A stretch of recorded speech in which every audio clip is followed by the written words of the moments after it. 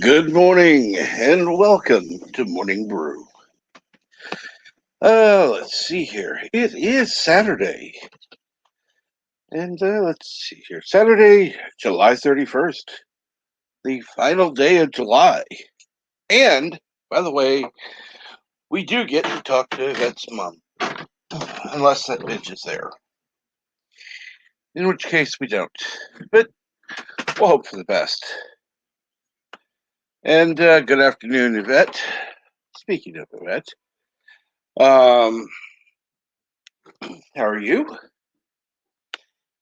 Hello, 47 Yorktown, who says bonjour to Yvette. And Yvette says bonjour to 47. Wow, all caught up. Figure knowing that Yvette would be here, people would be here. Wow.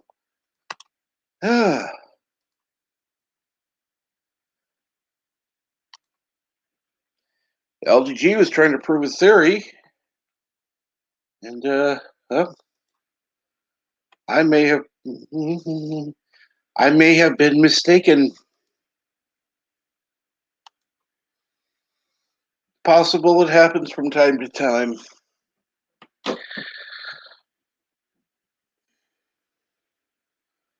But I'll be goddamned if I say that man's, yeah, whatever.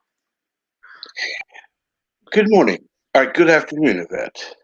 Good morning, Captain. And I don't know what's got in your head. You think there'd be loads of people here today? Because for me, yes. Where do you get that idea from?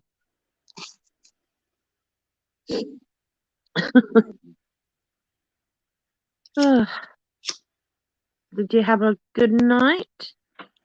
Yes. Good. I feel bad for missing the Cards Against Humanity, but my body was like, sleep now. Yeah. Bye-bye. It's better if you get rest. I didn't win, but neither did LDG. Oh, good. So I am still ahead of everyone. But there are 3 on my tail now with 2. Cool.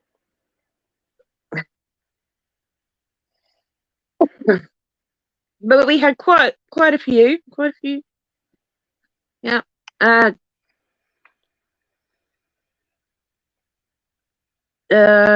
Chris Knight was there. Dandelion Fluff, JJ, Timmy, Ma, LDG, myself, and Chris. Yeah, I think. Cool. Oh no, and Ambassador from Ambassadorial Wing played the second round.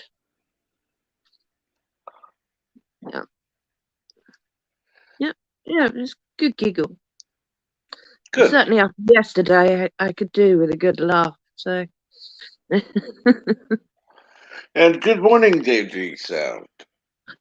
Good morning, Dave.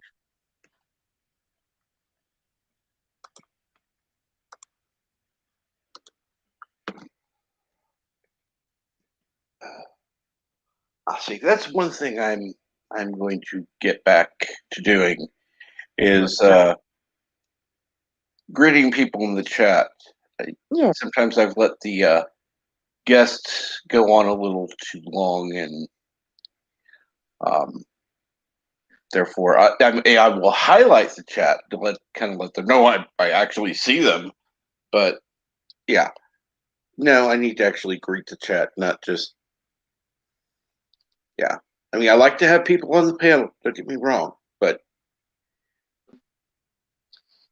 I always think unless it's a special guest, yeah. Unless it's a special guest, I'm not going to interrupt Mama Pray to say hello to anybody. Fuck that. No.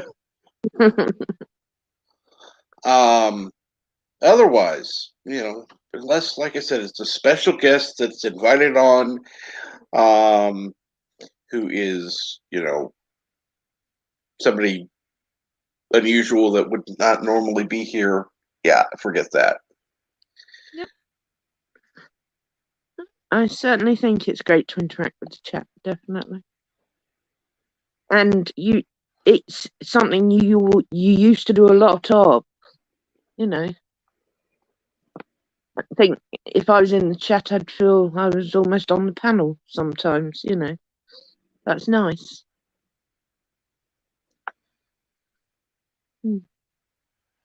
And while I like having people on the panel, I don't want the chat to feel ignored. No. And I do think that's part of the problem why people stopped coming, because it got less interactive. And hello, Death Faster. Hey, Good Duff. morning. How are you today? By the way, how are you, Dave?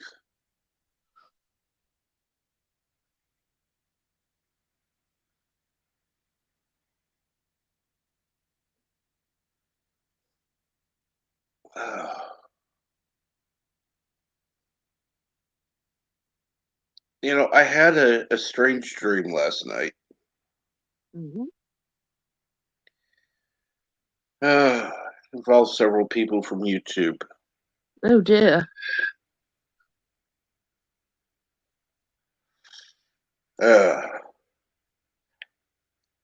Basically, I just told them to shut up.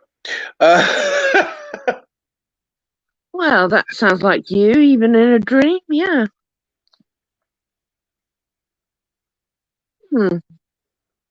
Do I know these YouTubers? Well, one of them was LDG. All right. Dreaming about LDG. Sorry. Another one was Bird. Oh, right. And there were a couple others. But, it was just. But the thing is, I was dreaming I was fucking on stream. Oh, my goodness.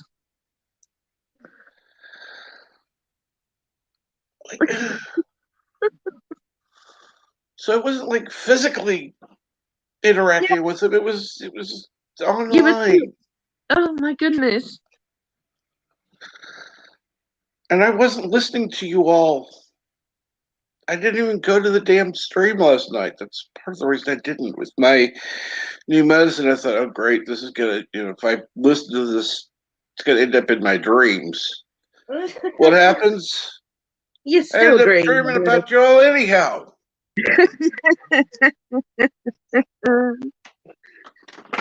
Really?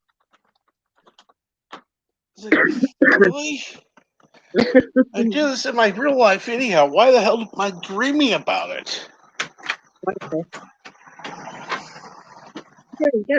That's, I'm sure someone who knows things about dreams would have something to say about that, but well, that's kind of where I decided it was time to go back to certain things. Yeah, why not? And that's why I was telling people to shut up, because I wanted to read the chat. I'm just 2010. And of course, you wouldn't interrupt me doing that, so you wouldn't have been told to shut up. God damn it. Oh well. You're right. No, I just spilled coffee on me. No, dear. Take over for a minute. I gotta change of clothes and stuff. I'll play the coffee break thing. That'll buy you a few seconds. Thank you. Just a second. Listen to me very carefully, because I'm only going to say this once. Coffee. Black. Coffee. Black. While I've got your attention, there are... Coffee first. Well, this mentor would like another cup of coffee. I'm just gonna have to give up coffee. Want some coffee? If I'm not mistaken, that's your third cup this morning. Fourth, and on a day like today, it won't be my last. Coffee. The finest organic suspension ever devised. Commander, set a new course. There's coffee in that nebula.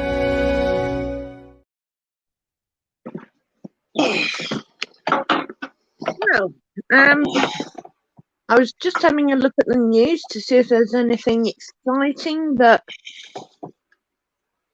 there isn't, I'm afraid. It's Olympic crap. Team Kenya has confirmed one of its sprinters has tested positive for a banned substance and has requested a test of the athlete's B sample, whatever the hell that is. And that's it. Nada, nothing else. That's breaking news. So I'm afraid, guys, I suppose that's no news is good news, I should think, or just that our media is crap. So, today I have had a reasonably pleasant morning after yesterday's debacle, and yeah, just did my usual bits and pieces, and was ready well in time for the stream. Very good. Oh, you're back. Are you quick? I just made a quick job of it. So.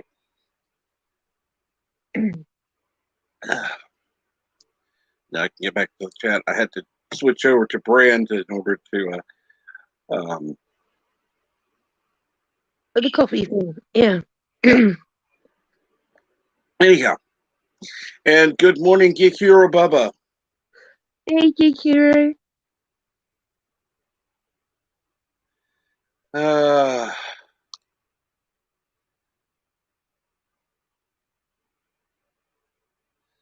Really?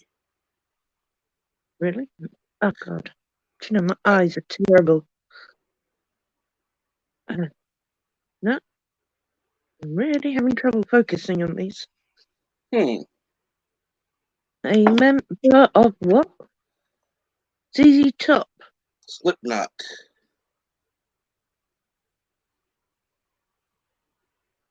Slipknot. Oh. Yeah. Member of ZZ Top passed. Yes. Oh, wow. That's sad.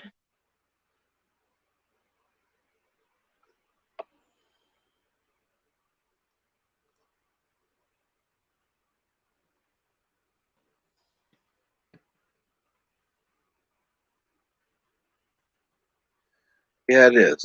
It's always sad when somebody passes. So.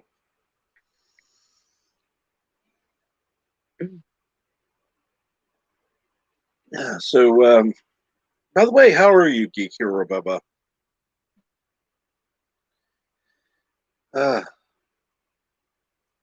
Jordy. Let's see here. Jordy Jordanson passed from Slipknot. No, I didn't hear about that one. Oh, good. And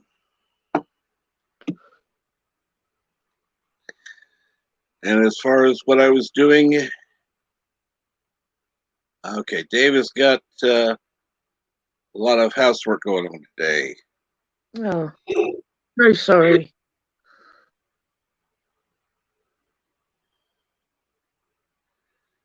I was doing what in the dream? I was, well, Morning Brew.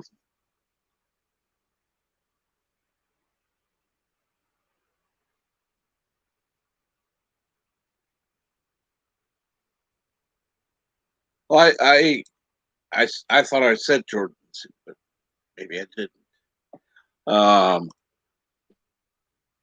But yeah, so it was nothing exciting.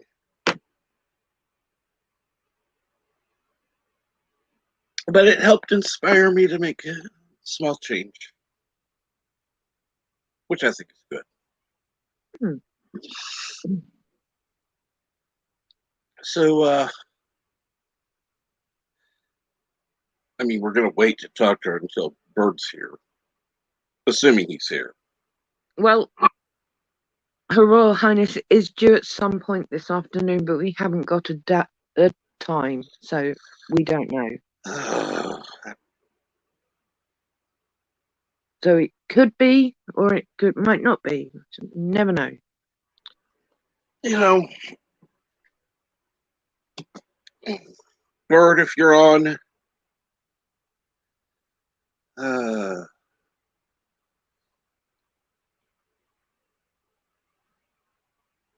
instead of worrying about it, we'll do it tomorrow because she's not coming tomorrow. So okay. then, yeah, then we don't have to worry. We'll do it tomorrow.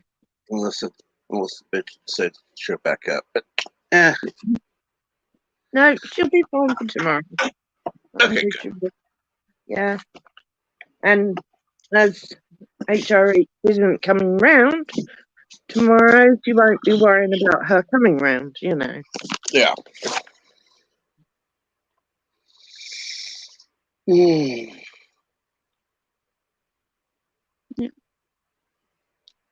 And so what's going on today, Darth Astor? What's going on today, Geek Hero, Bubba?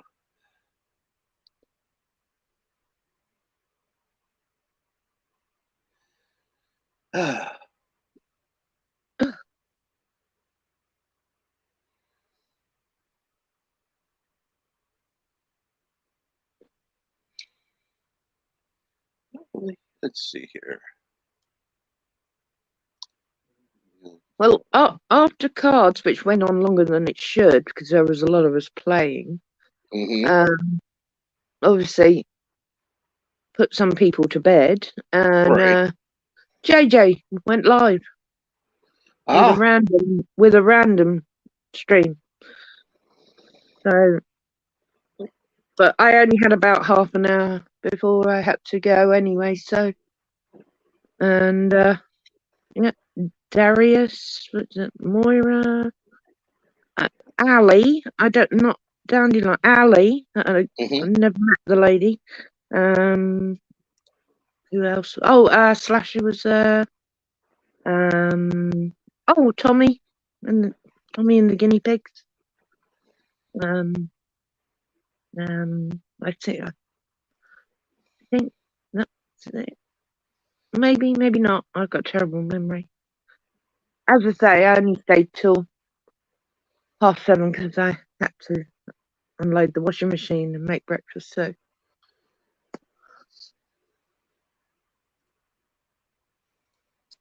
Yes, so that was a surprise. Wasn't expecting that.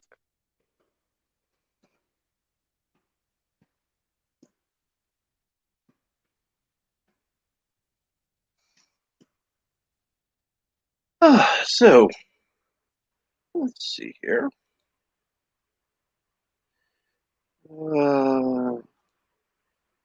Just trying to get my sleep pattern back to normal. Yeah, define normal.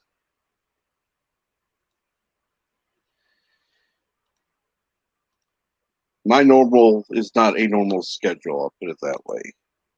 Well, neither's mine.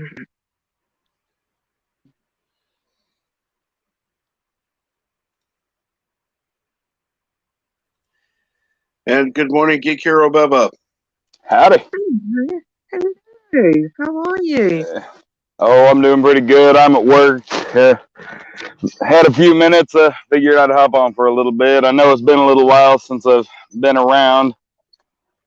Feels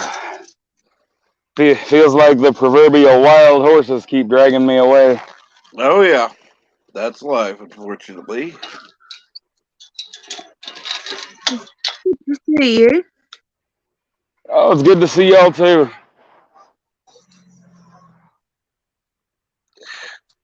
So what's going on today? I obviously work, but Well, I got a friend of mine. He and his wife set up a booth at a fiber festival here in Oklahoma. They, she sells her arts and crafts and stuff. She does pottery and that sort of thing. When they do the Renaissance fairs, the big draw are his wooden weapons. I know if you guys follow me on Twitter, you've seen me post all sorts of stuff. But this show is more her show, and so what? We just kind of use this as an excuse to go out and hang out with them because besides the Renaissance fair, this is the only other time of year we see them. This is the same guy that made my trident that I got signed by Jason Momoa. Oh, cool. And so we hung out. He made my Stormbreaker, the one that actually looks like Beta Ray Bill's Stormbreaker. I've got a shield that looks like the original Captain America kite shield. I've got the Shield of Hyrule from The Legend of Zelda. The Thunderstrike mace, also a Thor property. But I've got all sorts of different stuff that he's made over the years. wow. But yeah, my brother and I, we went and hung out with him yesterday, even though I was in between work shifts. But today we're gonna go hang out there for a little bit longer. It's never a bad time to see friendly faces. No, you're right. No. Sounds like you'll have a great time. Yeah, we ended up going to this thrift store. We left the ladies there at the booth at the Fiber Festival, and all the guys. We went to this thrift store where we ended up finding a few cool things, odds and ends.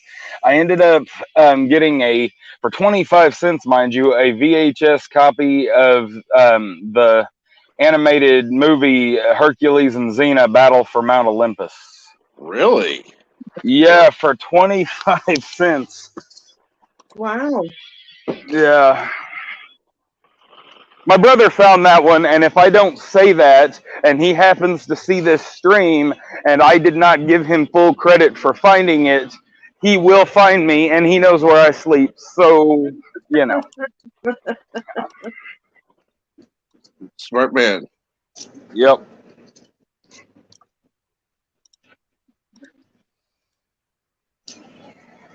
But yeah, no, I've spent what little free time I have had these last few weeks. Mind you, I have not had a day off in the last 5 weeks. I have been watching. Sorry, I'm opening these gates. But anyway, I've been watching various comic book origin documentaries, different takes on the history of comic books, ranging from 1987 clear up to 2019, and the stories remain the same. And it's awesome how consistent these guys are and how passionate they are. And it's also really, really heartbreaking when you see somebody that you used to admire and you see their fervor and their passion, and then you know how hard they've sold out here lately. It's a little bit hard to choke down. But if these documentaries prove nothing else, it is that the comic book industry has absolutely sold its soul completely. And of course, sci-fi is doing that, or has done that for a while. Fantasy is, going the same route. They're just not going to stop till they get their claws into absolutely everything. Oh, that's true. And good morning, King of Passion by T. Morning.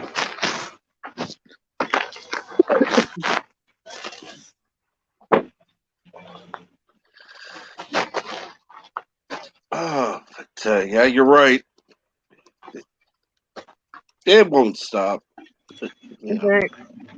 I mean, we had some good news in the Doctor Who realm that Kimball and Whittaker are going, finally.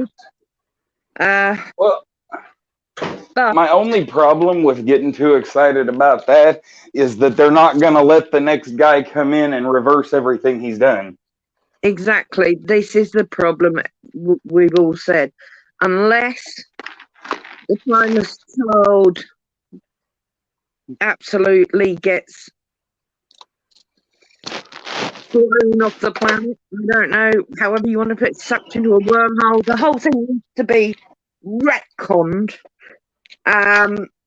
to even get Doctor Who back on track, because of right now, even with a new showrunner and a new Doctor, if that storyline stays, it's just a mockery anyway, because it's destroyed the history of the series.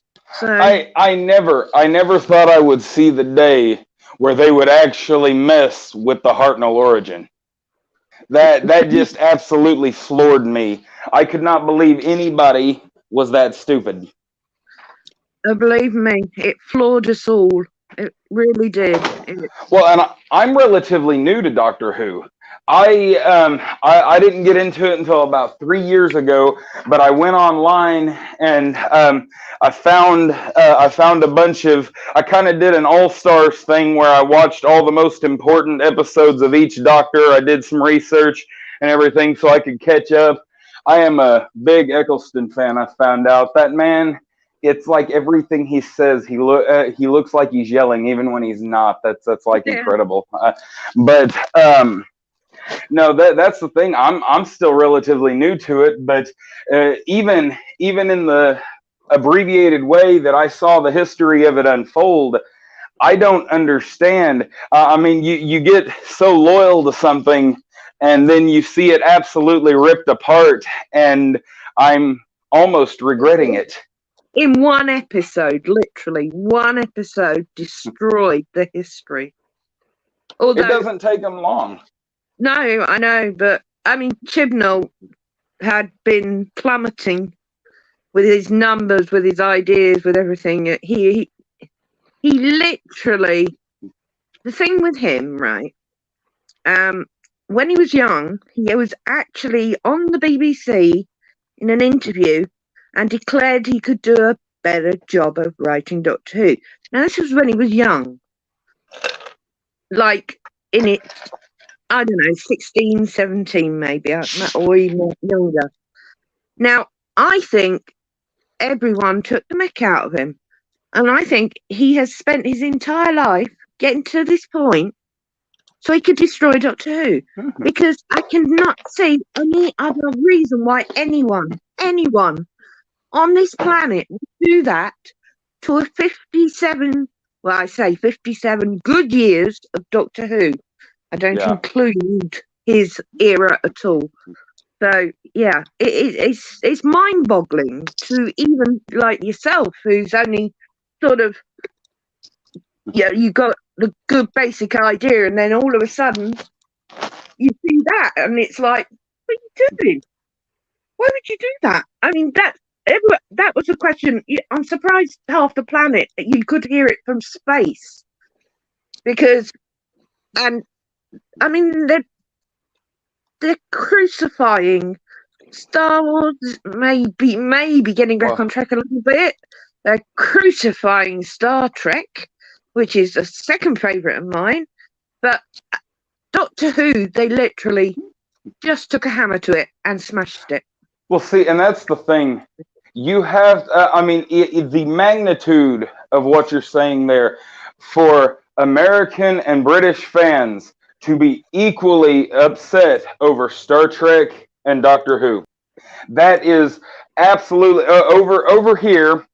Over here, Star Trek is first and Doctor Who is second, and over there it's the other way around.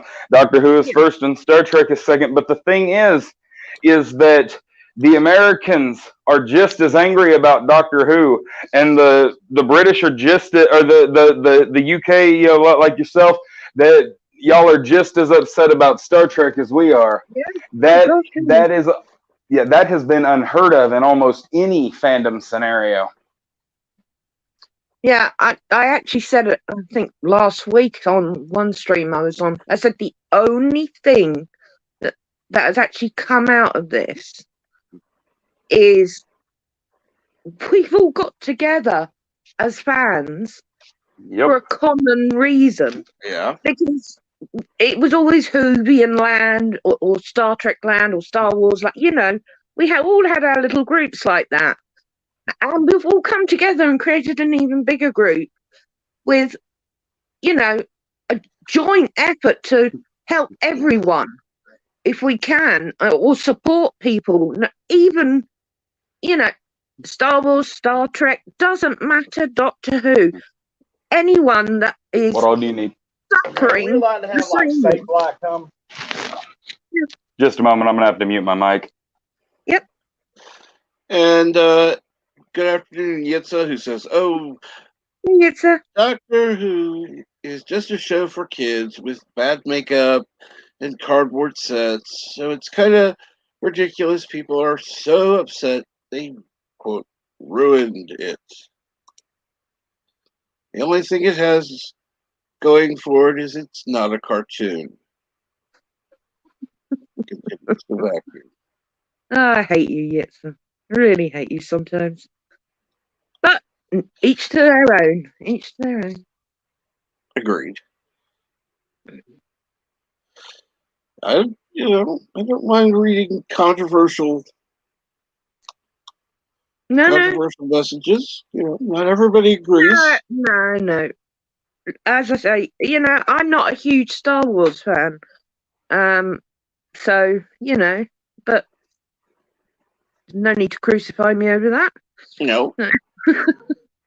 Of course, except people who like He-Man. Fuck those childish pricks. Yeah. I didn't even bother watching it. I Oh, just God, don't watch cartoons. So, you know. that's not your forte. Not at all. Not at all.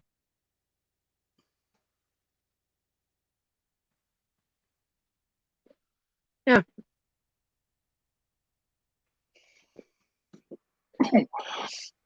Sorry about that. I had a work issue. It's all right. Goodness, you're at work. But well, that's not really saying much. I'm always at work. Yeah, you are. It's you. I am. It's gotten so bad that I I went to the doctor a couple weeks ago, about a month ago, and my doctor told me, she's like, "You just turned 30, but you've got the blood pressure of an angry 55-year-old." Oh, And yeah, that's not something you want to hear, you know. And so I've been working on it. I've gotten back into my exercise routine, and that's helping me feel a little bit better. But the lack of sleep has been ridiculous. We are down. This is normally a 17-man post, and we are down to 6 people that are working at any given time. Oh God, that's terrible. And It's yes, that bad. I understood your sarcasm. Don't worry about it. Yes, honestly, I did get it. I was just reacting like a very hurt person, just to make you feel guilty for being sarcastic.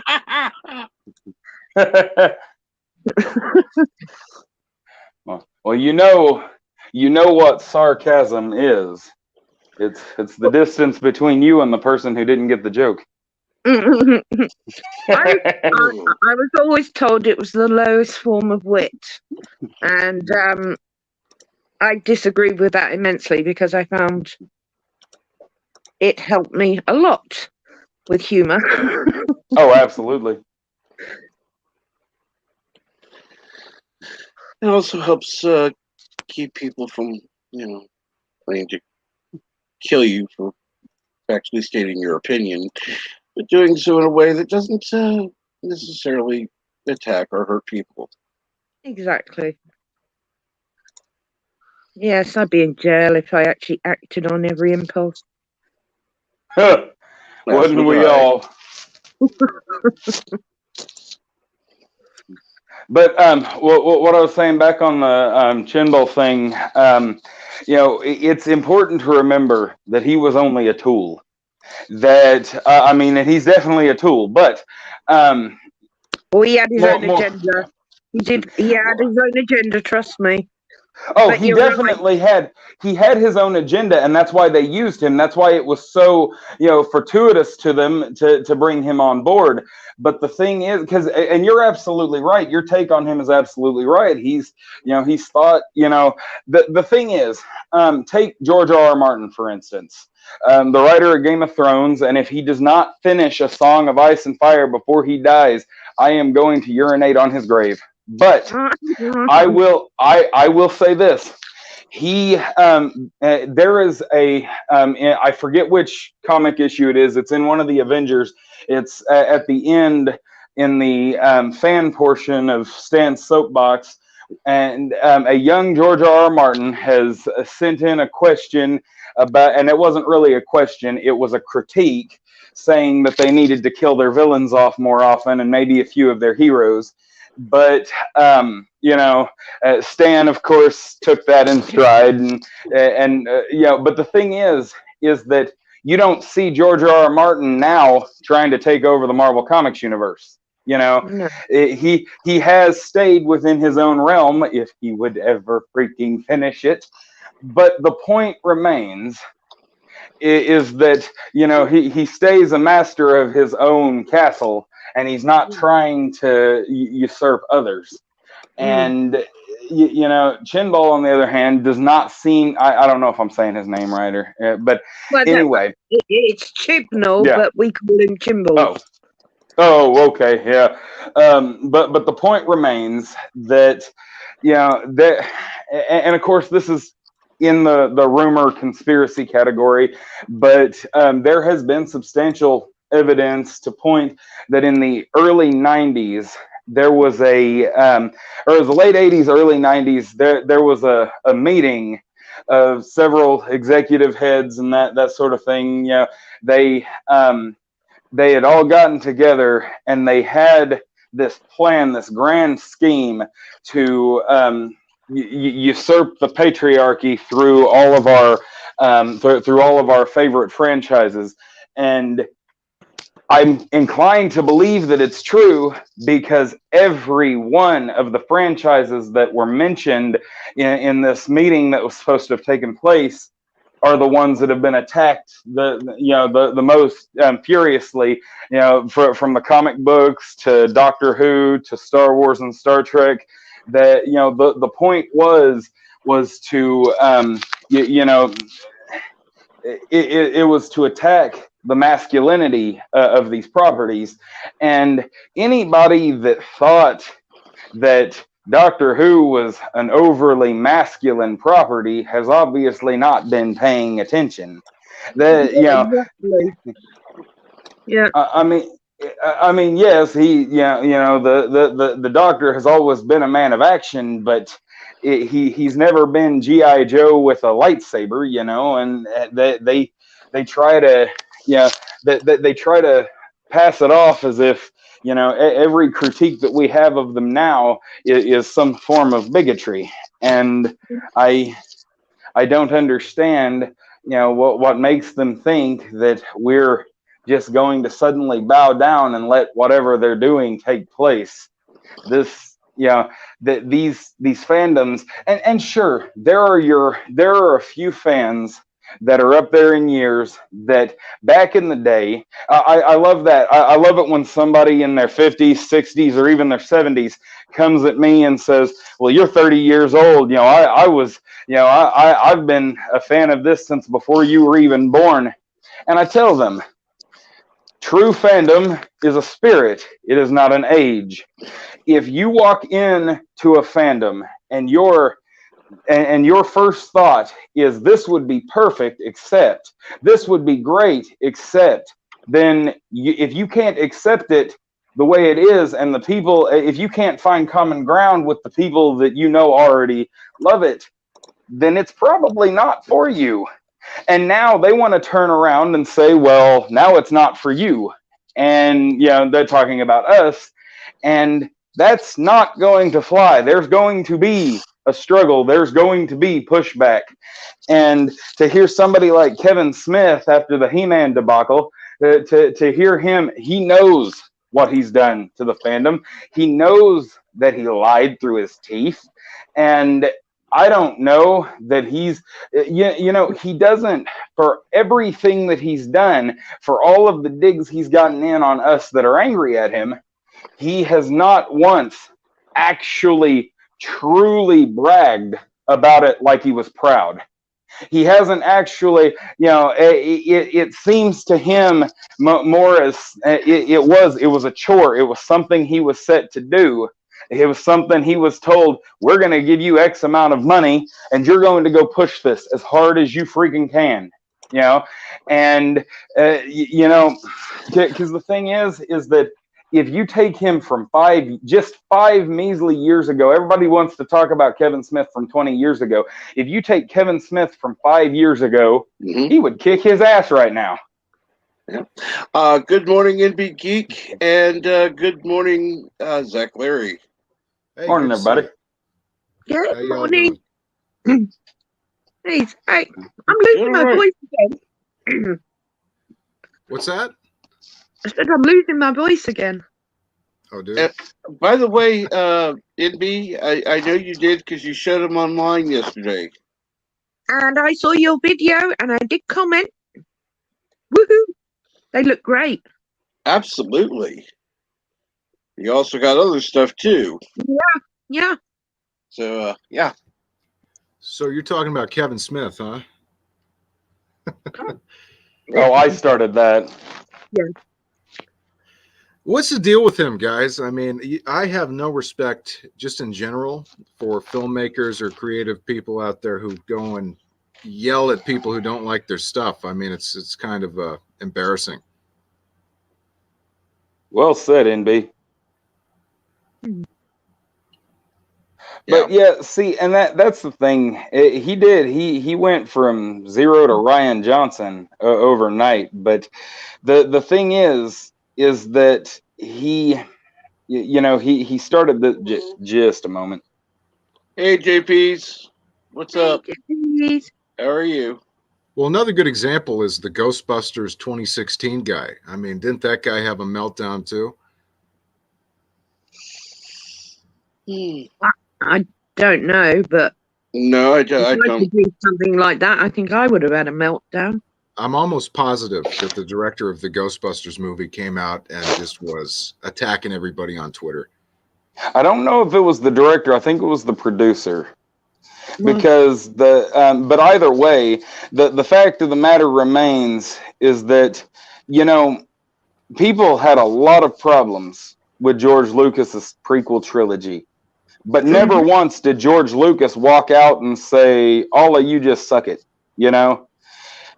George Lucas tried continuously to appease his fans, to work to bring his audience back together. And then finally, when he gave up and he sold, I still think there was some, powers that be, Illuminati, BS that I think they forced him to sell. But regardless,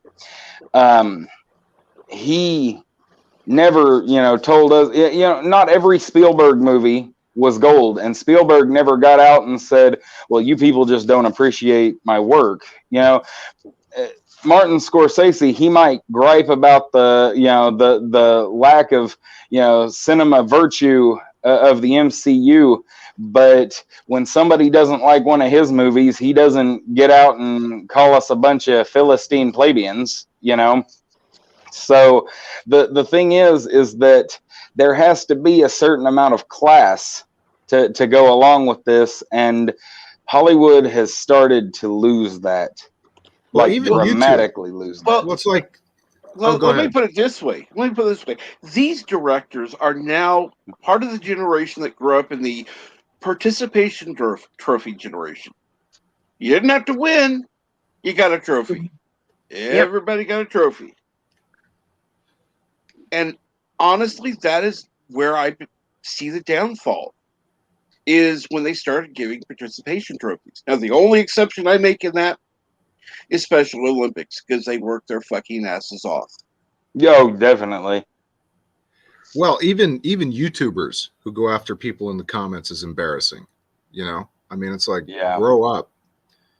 It's like, grow up. And, you know, I get tired of seeing these like diss videos. You know, this guy said this about me. Here's my response. Oh, Be a fucking man. You know what I'm saying? Yeah. Yeah, I agree. Ooh, I'm so sorry. My phone's so loud when it does. It's a new phone. Give me a sec. No problem. Get the hell out of me then. Right. I will answer that message when I get off the stream. Jesus. Anyway. This guy's got to be at least once a day I say something wrong. Anyway. No, This I wouldn't be a good day without it. Well, there you go. Absolutely. I do agree. Absolutely. You know, Geek Hero may have only liked Doctor Who for 3 years, but I absolutely respect what he's saying. And I'm not turning around to you and telling you that I've been a fan for so long, but I actually was born and brought up on Doctor Who, and it was Jon Pertwee. So I grew up watching it as a Brit, you know. So, you know, I have so many American friends that started watching Doctor Who from Matt Smith onwards, because that's when they got it. And we encouraged them to go back to the original series, which most of them didn't even know about. And it was so lovely that 90% of them wanted to get their hands on it all. And now, bless them, they're in the same state as we all are. You know, what the hell have you done? But I mean, Chimbles, as we call him, he's tight-lipped. He won't say a thing because it's the BBC and they have their own major diversity and God knows what, and tick boxes to fill in everything they're doing. And Doctor Who was their first play toy, basically. Yes. And didn't that go down well? Well, aren't they a news company? Am I wrong, or are they a news company? No, it's the British Broadcasting Corporation, or there are several other acronyms we use for them. It's a TV license that is mandatory in this country, which you have to pay if you want to watch live television, even if you're watching the BBC. And the government did have plans to get rid of it, but then we had Brexit, then we had the bug, so it's been put on the sidelines. I think I've already said this. Sorry for repeating myself, guys, but last poll they took showed only 16% of people in the UK watch BBC. So they are in dire straits, regardless of HBO Max chucking money at them for streaming Doctor Who. It doesn't matter, because at that level, they just can't sustain themselves. They really can't. Because if the license goes, which it bloody well should have gone a long time ago, they'll have to either throw a pair and join the real world, or get advertising like all the other channels do. Yep. So it sounds like it's kind of like an anti-free market approach to broadcasting. Completely and utterly. But they've lost everything, because when it first came out, that's all we had. So there was no choice. But as the years go by, you know, they got away with it way longer than they should have. Way longer than they should have. Well, we've got the same thing here in the U.S. We've got the Telecommunications Act, which took us from 50 stations down to like 5. So we got the same thing over here. The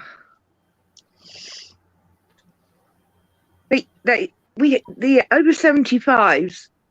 It was free for the over 75s. Right. The government took that under their wing, but when the BBC took it back under a promise of keeping it free, they then went, yeah, no. And I literally had to pay for my mother's TV license for the first time ever, £157. Oh my God. Old age pensioner. How disgusting is that? If nothing else. Ridiculous. So the BBC are that bad that they went against their promise to the government and the people, and the letters they were sending out, even though we got one because they couldn't work out how to do any of this. Right. So everyone was late paying because they hadn't been sent the information because they hadn't had to do it. But they did that. They did that on purpose so they could keep everybody over a barrel. That was just a tactic. Yeah. The very first letter we got was, you haven't paid your TV license. And I picked up the phone. I went, yeah, I'm calling on behalf of my mother. And I proceeded to ask to speak to someone in authority, as I didn't want to rip strips of flesh off the person that picked up the phone. So they kindly put me through to a supervisor, which was the best I could get. And I demanded who had written the letter. I demanded an apology, and I told them I was going to go to the media and produce something on social media, because this is the first letter, and because I have a copy of it, I was going to spread it everywhere and show what a bunch of absolute hypocritical assholes these were for threatening old age pensioners with court action on a first letter when they hadn't even sent anything out for anyone to fill in to pay.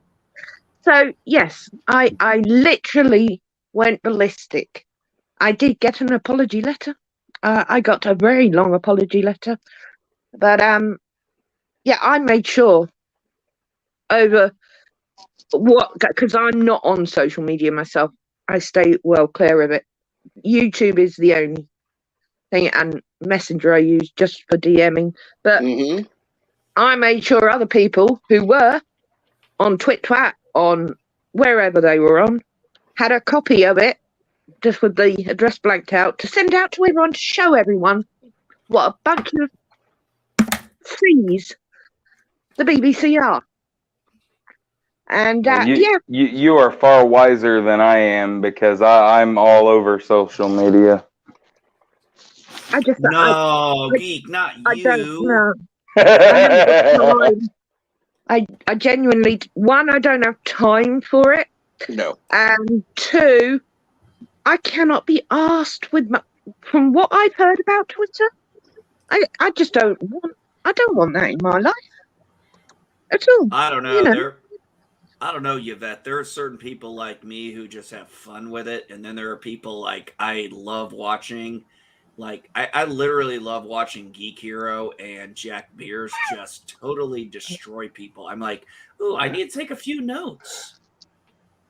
Well, and it's funny because you run in, you drop a bomb, watch them explode, and then as they're coming back too, and of course they'll bombard you, and they think they've owned you, and all it takes is one simple phrase, another word, and they realize that you're not beaten, and they look like Wile E. Coyote after a bad day chasing the Roadrunner. It is hilarious.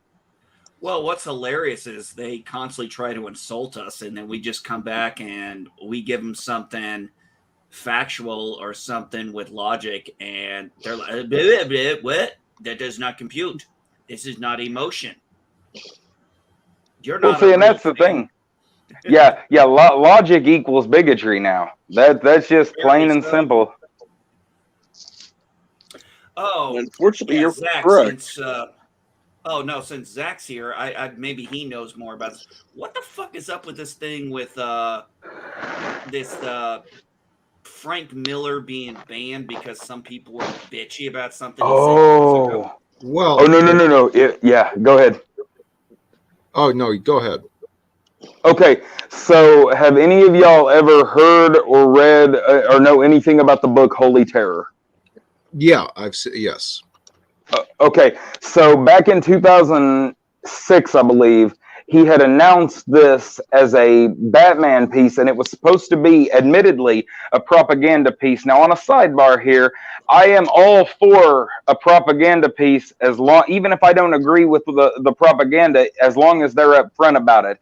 If they, like they're trying to do in the mainstream comics now, they're trying to shove their political messages, and they're not being subtle about it. But if you try to call them out on it, they try to tell you you're a fool and seeing things that's not there. Frank Miller wanted to do a propaganda piece similar to the old war effort pieces, where Batman was facing off against Al Qaeda. And this was back in 2006. We were just starting our heavy occupation after the war was over over in that region. And anyway, DC, after him hawing around, finally told him no, but he went ahead and went through Legendary and made the book anyway. And the book, he kind of pulled an Alan Moore. He used his own original characters. This very hardcore, gritty. I'm talking about, the guy. His name is the Fixer, and he is like a cross between the Punisher and Rorschach. Like, he is absolutely gritty.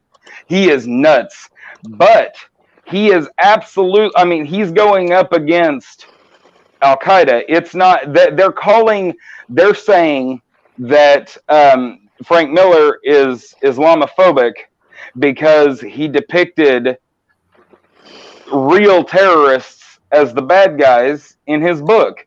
And he didn't really glorify the vigilante in this book. This guy is broken, and he's broken. He's not a very good man at all, but he means well, and he's the type of gritty tool that society needs to carve out a sickness, something like mass terrorism. And it's not his best work. It is by far not his best work, but it is still good, and it's one of the last good pieces he did.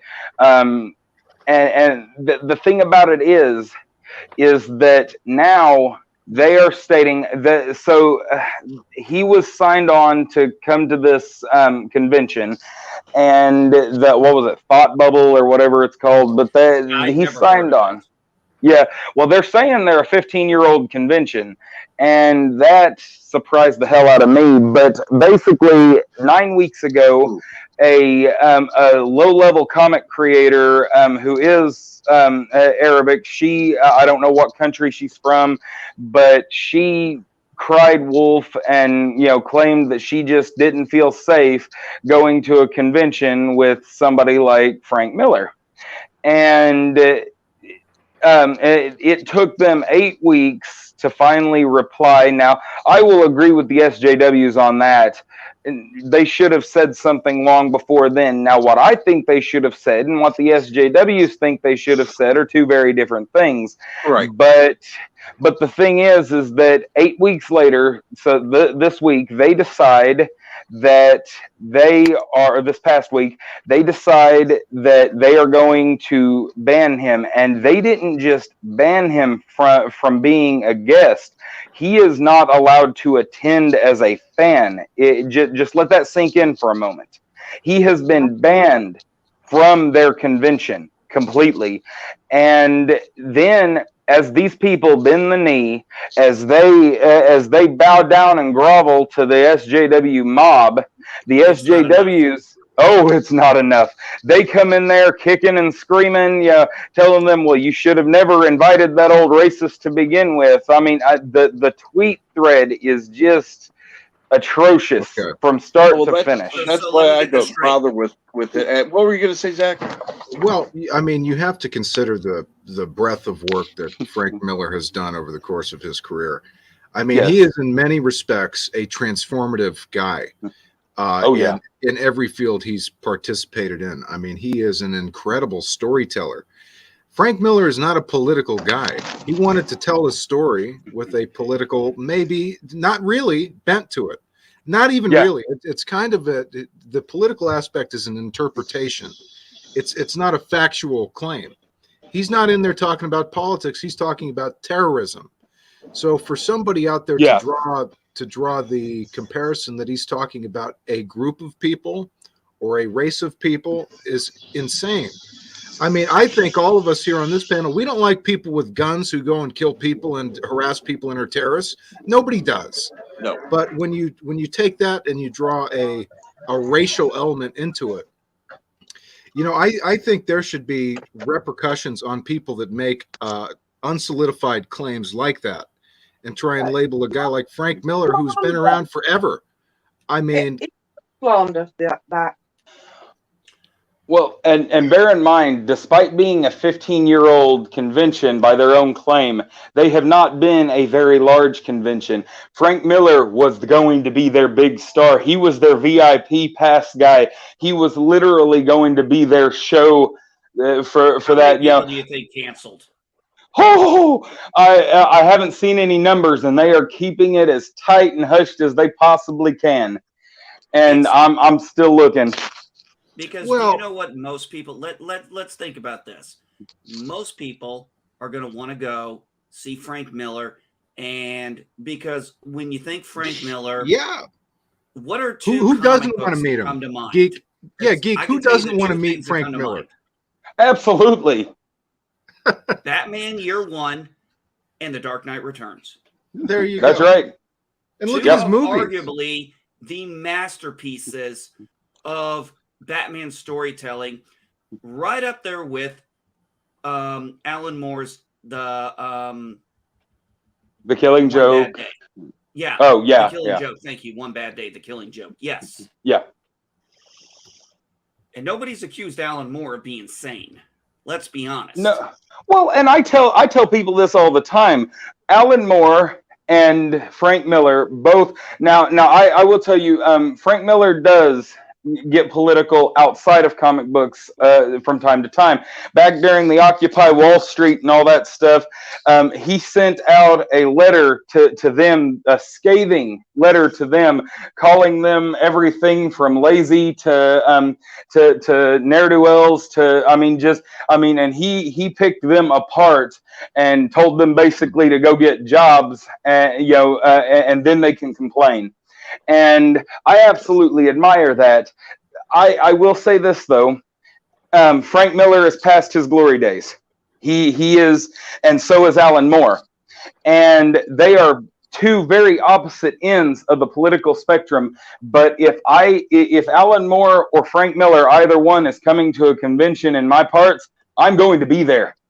I am going to be there with the Watchmen. I'm going to be there with the Dark Knight Returns. I'm going to be there with whatever I've got because I want to meet these men.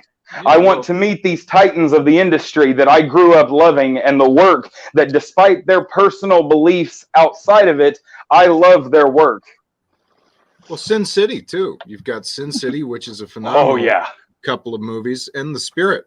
People don't talk about The Spirit enough. I think it's a tremendous movie. Yeah. Oh, Sin City was done very stylishly to the book. I found very faithful. Yeah. I don't necessarily agree with your, with Frank Miller's comments on the Occupy thing, but it shouldn't really matter. It shouldn't matter. Somebody's comments on what their personal beliefs are should not really have an impact when it comes to the type of art they're putting out there. I mean, we're talking about a guy who is a film director, a film writer, producer, is a heavyweight in the comic book industry. Why are we going out there canceling people? And see, another problem that this has is you're robbing people of the opportunity to meet somebody like Frank Miller. I mean, what a great opportunity just to see him. Right, get your picture with him. He was in bad health recently, and I was worried about him. And I was happy to see him make a recovery, and I wish him all the best. Right. This would be for me, for example. This would be if I went to a Comic-Con And the main guy, and I speak about him a lot because he was my favorite in the 90s, is Jim Lee's X-Men era. Sure. It's one of my all-time favorites. That would be like finding out Jim Lee's going to be there. I've got all these things. I'm going to probably get a chance to maybe ask one question, what question I want, and then find out he gets canceled because of something he might have wrote or said that somebody found controversial 15, 20 years. Go fuck yourself. Absolutely. We're not going to these Comic-Cons to ask them. This is a stupid thing. This is what pisses me off, is these people trying to bring politics into this shit. It's like, we're not going there and ask. We're going to go ask Frank, and I'm sure he's probably had that 100 times and probably hasn't. What inspired you to write The Dark Knight Returns? It's one thing to read about it, but to maybe hear it in his own words or something, or maybe get different aspects. You want that opportunity to hear it from them, feel that passion from them. Go ahead, Yvette. Go ahead. Yeah. Sorry. I was just going to say, what does annoy me about celebrities and people at this point in time is they're suddenly coming out with what they think the cool kids want to hear, as I call them, SJW. And that's one thing. I couldn't give a crap about their personal lives at all. Not interested whatsoever. I have my opinions. I don't go around screaming it at people everywhere. And it's just not necessary. And it just annoys everyone. And then people try and cancel them because they've said something, because they think they should, because it's in at the moment, being a social justice warrior. Woo, we gotta make sure white men are locked away forever. All this crap. And one, they make themselves look like absolute twats. Two, you could go back 10 years and they'd be saying the complete opposite, and they forget all this. And three, they're not going to win because, one, this whole mess at the moment is a small group. They're loud, they're very loud, and unfortunately, media, companies, Hollywood, whatever, are listening to them for some. I can't even logically understand how this has happened myself. But that's the main point. Is that they are listening to them, and they could win. I don't know if I agree. I think they could win. I don't want them to win, but they could. I mean, they have tremendous power behind them. The real thing that would stop these people from winning would be the expansion of independent podcasts and media and news and stuff like that. Which is certainly happening. I mean, especially news-wise, I know, as I've already said, the BBC has the last poll, 16% of people are watching it, and they are primarily, they do the news, but they also produce things like Doctor Who, etc., etc. Now, I can also tell you, Sky News here, no one watches it. No one trusts any of the TV medias. I watch some of it. Did you say Sky News? Sky News. I watch Sky News, but usually I watch their.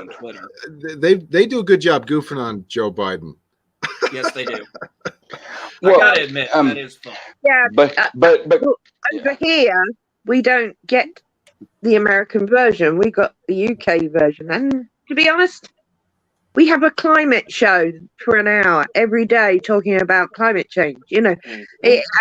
And some of their presenters are so SJW that I think if I was in London and I saw one of them, I'd probably just hit them in the face. That's how bad they are, a lot of these. They do get heavy-handed with a lot of that. Yeah. So I do know that a lot of people are watching other ways of seeing the news. And I know Captain Trek actually follows someone I follow who reads the articles. He's a funny guy, but he gets the main information and just gives you the information, regardless, you know? And that's what you want. You want just to hear what the ruddy news is, not their bleeding opinion. It's just, ugh. Well, Yvette, back on your previous point, though, you're talking about these celebrities and their, them spouting their opinions. Really good case for that argument. Neil Adams has been to my local comic shop twice to do signings. Once during a Comic-Con, but he showed up after signing stuff all day.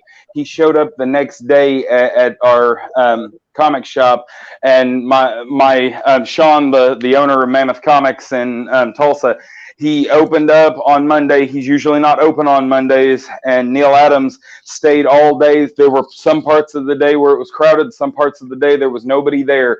But the thing is that Neil Adams is not a right-wing man.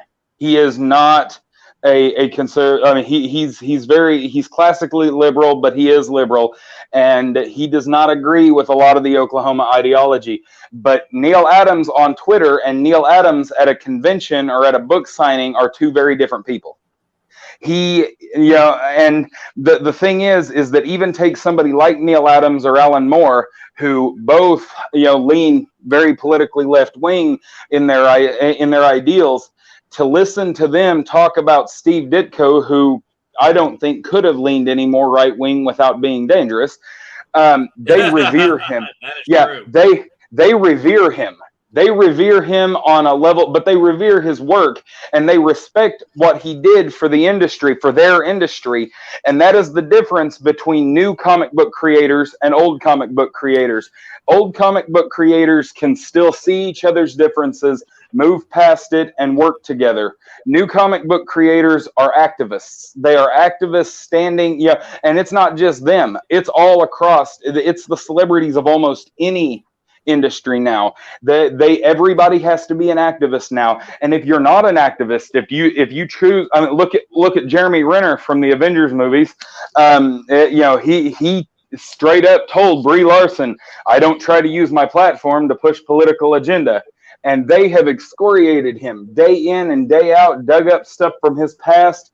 Russell Crowe, after he was in Guardians of the Galaxy 2, he told everybody, he said, fans, Kurt Russell. Wow. Sorry. Wow. Yeah. Hey, you got to admit that's an easy one to mix up, but name association and all that. But anyway, thank you. Anyway, Kurt Russell, he told the outlets, he was like, well, fans have to be able to see us in any role. It's best to keep your political opinions to yourself, and whether you believe that or not, one can respect. A sane person can respect him or Dolly Parton, who choose not to, you don't have to be a rocket scientist to know that Dolly Parton is not a Donald Trump fan, but she knows that many of her fans are Donald Trump supporters. So when they kept trying to get her to badmouth the president at the time, she told them to shove it, and in the nicest way imaginable. And I'm sorry, I'm an entertainer. I'm sorry. She is, number one, she's an entertainer. Number two, she's classy. She's classy. And the thing is, I'm sorry, there used to be a certain respect for somebody in office. I mean, there was, okay, yes, you go after an issue. Issues were gone after, not personal attacks. Well, you didn't make personal attacks. Way around. Well, you got to blame Donald Trump for the way the media treated him to a certain extent. I mean, come on, calling everybody a dumbass, a fucking loser. He definitely gave it right back to him. He definitely gave as good as he got. Well, yeah, that was the point. He was not going to back down from them. And as I said it, he was not going to be that aw shucks Republican. Oh shucks, you guys shouldn't talk like that. We need it. No, he just came back you can say somebody's wrong without saying they're a loser, lightweight buffoon. You know what I'm saying? Exactly. So look, I'm not saying listen, I'm not criticizing him for doing that. No. I don't think he was wrong in doing that. But you can't go then and say that the media was treating him differently than anybody else. He treated the media like enemies. They treated him the same way. So it's a give and take. Because he same thing. Well, they did treat him different because of any other Republican. Just going off on based on my history of dealing with the news and Republicans and elites, going all the way back to Bush, and I'm talking George H.W. Bush. It was always negative when it was a Republican. It's always positive when it's Democrat. And normally Republicans don't, they talk, but they don't really go into, a deep hatred. And it didn't used to be that way. But then around the time George H.W. came in, the hatred started bubbling. I mean, it really went all the way back to there. Yeah. I mean, it probably went back to Reagan. I think Reagan is really where the catalyst was. If I'm, as much as I'm into history, it didn't start with Trump. It's what I call the rubber band effect. This rubber band effect might have started around Nixon, might have started even before, but it definitely, one of the catalysts was Reagan. And then you take that rubber band and it's Reagan wasn't out there calling people. Reagan was not out there calling people losers or lightweights or idiots. No. I'm not a political guy. Trump to Reagan. And don't get me wrong. No, but all I'm saying is that you can disagree with somebody and dismantle them very, very carefully and badly and hurt them badly without just saying, "Oh, you're a dumbass." Right? Yeah. Yep. But every once in a while, "you're a dumbass" is required. Yeah. Definitely. Well, that's what I loved about the fact that But that's why they treated him like shit. That's why they treated him like shit. Well, they treated him also like shit because they knew. Think about this. Yeah. He could go to one of his rallies and say, "Hey, there's CNN," and the crowd would come around and boo them. They never would have experienced that before from another group of people. But we had a leader who's saying, "Hey, these people are assholes. Why don't you boo them? Give them a taste of their own medicine." And they didn't like it. You see, they liked giving it. They didn't like taking it. That's very true. That is very true. Yvette, go ahead. Yeah, guys. There is not that I'm stopping any conversation, but I do know we try to keep politics off of the show. Right. Obviously, there is some politics in what we originally were talking about with the celebrities. But I do know Captain doesn't do the politics here. So I am politely asking if we could just get back around to how it was probably my fault for bringing out the celebrities spouting out their feelings and their opinions. And my personal opinion on the subject is they are entertainers and they have every right, absolutely, like all of us, to have their own opinions about things. I just don't think they should be shoving it down anyone's throats like any other human being would do. Nobody shoves their own, well, there are some, but, in general, and doing it on social media rallies up the troops on both sides. And again, this is why I'm not on Twit. This is why I'm not wherever, because I cannot be asked with these people. I don't care what these people think. I just want entertainment, which is what they're paid to do, and have a great film, a great story, a great show. So, at the end of the day, I hate that. Sorry. I really believe it's just gone. We're living in Looney Tunes. We really are. Everything is so exaggerated. So let's put everything in boxes. They're dismantling so much good work and segregating everything. They literally can't even see it. They're actually causing segregation now. And putting everyone in these little boxes from every walk in life, every race in life, every gender in life. I could identify as a penguin today, and no one would blink an eye. Go back 20 years, and I'd be No, I laughing. would. No, I would. But I think it depends on what the issue is. Like if somebody does a thing for like dogs or animals, that's great. You know, I did a thing on on Twitter. I am not political at all, but I did a thing recently during Shark Week about conservation of sharks, which I care about. Right. When I was a kid, I loved sharks. When I was a little kid, I was obsessed with them. I had the books where you would pull out the different layers of the shark, and you'd see all the different. So I've always been, you know, fascinated with sharks, and it you know, so I think it depends on if it's a legitimate thing that the person cares about, or if it's something that's trying to garner them political points. Yes, that's a good point, Zach. And yes, you obviously I am taking it to the nth degree here because I'm so sick of it all. No, I hear you. But you're right. There are some things are worth listening to, and if people are trying to do something good for the planet, then that's fantastic.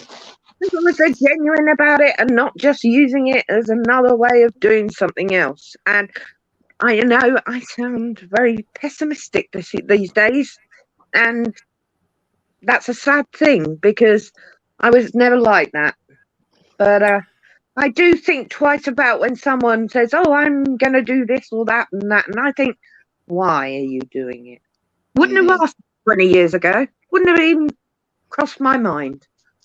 But that is how we are now, and it's a sad world we're living in right now for everything that's going on. Sorry, well, only like if you pay attention to it. Only if you pay attention to it. Well, here's the thing I keep saying is most people know I'm very political on Twitter. I make no bones about it. I make no bones about my political positions. But we didn't ask for them to come into our culture and try to tell us how to change it and make it politically correct. And this is the thing I'm saying. I know a lot of people want to try to avoid the politics of it, but I think we're going to have to start. I'm not saying politics like American politics, British politics, but we're going to have to get into the politics of geek culture if we're going to keep these SJWs and NPCs at bay. Because Zach, I think, has a point where he said they could win because they have the politics. We have got to beat them in that department too. Otherwise, they're just going to take over because the only thing we have is the experience and the knowledge and the fortitude. Unfortunately, they have one thing we don't have, and that's the fucking money. Well, it depends. I mean, you've got some guys on YouTube, Jeremy from Geeks and Gamers, say what you want about him. He's got a certain degree of power within this situation. Comic Artist Pro Secrets, world-class bullshitters. What happened is we had an opening in the market, and these guys capitalized on it. Oh yeah. So they have fallen into those positions. I covered Star Wars back then, and I think we did 500,000 views on the Last Jedi review because people cared about it. Like it was kind of a big cultural thing for people out there, and and I'm worried about these guys like Geeks and Gamers. I don't even watch them anymore. I wonder how much they really care about the stuff they're talking about. And I think maybe that's kind of the wormhole that people like us try to avoid. You know, you don't want to be out there talking about stuff that doesn't really appeal to you or that you can't, empathize with. Like I only talk about stuff I care about. And I feel like some of these guys talk about stuff for views. Yeah. That's part of the problem is, it's like, okay, you got this passion. That's great. And then all of a sudden it gets them a lot of views and then, make more. Okay, well, this is the flavor of the day. Bitch. It's like the Amber Heard thing. Does anybody really care about Amber Heard and Johnny Depp's case? No. Do they really? Does anybody really care? Trek says no.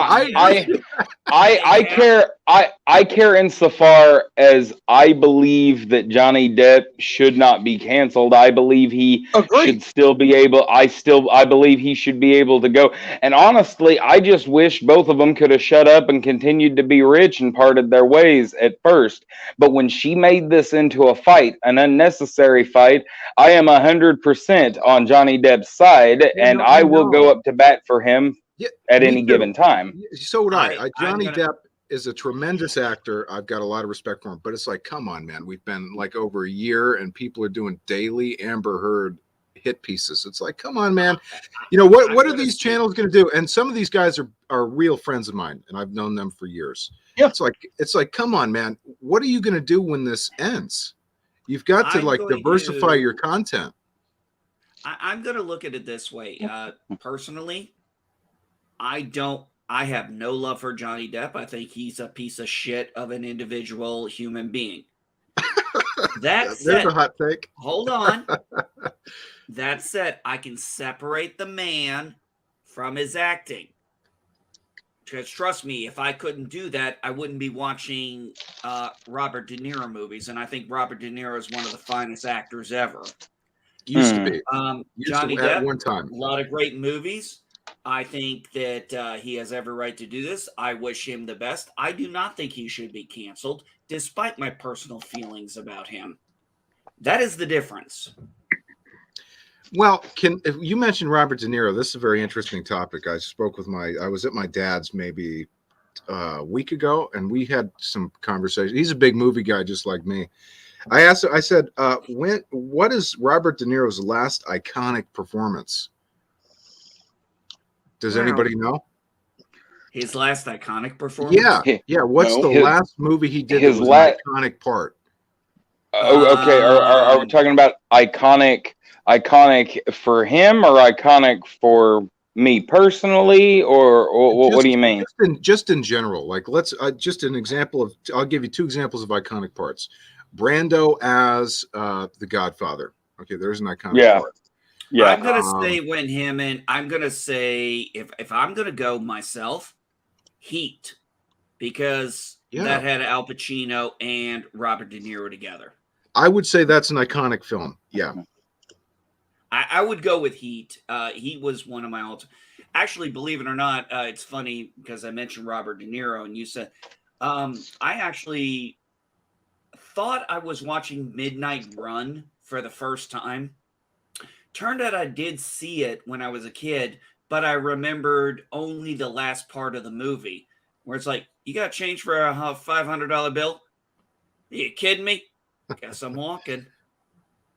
I had been, I kid you not, I had been for years, that line has popped up in my head and I had no clue what that movie was. Sure, until I finally watched Midnight Run again. And hello, Timmy. Hello. I have something I want to interject here. I just heard NB Geek say that he thinks Johnny Depp's a piece of shit. That kind of triggered me. I hope you're being facetious. No, he wasn't. He wasn't. Okay. He's done a lot of questionable immoral things. He has, but he also has tried to do a lot of work to repair that image. I'm going to link in the private chat. You can watch at your leisure a video of him visiting children's hospitals as Jack Sparrow. Yeah. He does that on his own time without any contracts from anybody else, without any political whatever. There's nobody like said, hey, we're going to contract you to do this because you're Jack Sparrow. No, he does this on his own time. Good point. And he goes to many children's hospitals to visit these kids. Yeah, a piece of shit would not do that. Yeah. Exactly. Until Disney put a cease and desist on him during the Amber Heard case. Of course. Yeah. Wow. He's not allowed to do it anymore. We're going to take one break from that because I have to greet some people. Good morning, P-Cat. Again, good morning, Tim. Good morning, Yosef. Or good afternoon, Yosef. Kapla, Berto Prey 5. Hey, Daddy. Yeah, never heard of Amber Heard. Thank you. Amber who? Exactly. It's hard to I'd believe never that she heard of her gets. until I was actually not familiar with all this until my wife mentioned it to me. And good Orville afternoon, Nation. Orville Nation. Well, she's not a good actress. I mean, she's not the best actress. I mean, she's okay. You know, I seen her in, and a lot of people protested The Stand. I watched as much as I could, and dude, she sucks, guys. Just she's no good. The new one. And yeah, the new one. Good. I think Good she got afternoon. grandfathered into Hollywood. I think it was money that got her in, if I'm not mistaken. Good morning, Darius. You weren't joking about what bird? Yeah, but at the same time, I think one of the arguments. Blah. Hey, PJ, you weren't joking about what? I wasn't joking. I think he's saying before all of this controversy, he really had never heard of Amber Heard. Oh, No, I hadn't right. either. Okay. No, I don't think I had either, to be fair. No, I I haven't. obviously saw a bit on the news about the court case, but I didn't know who she was. Obviously, I knew who Johnny Depp was.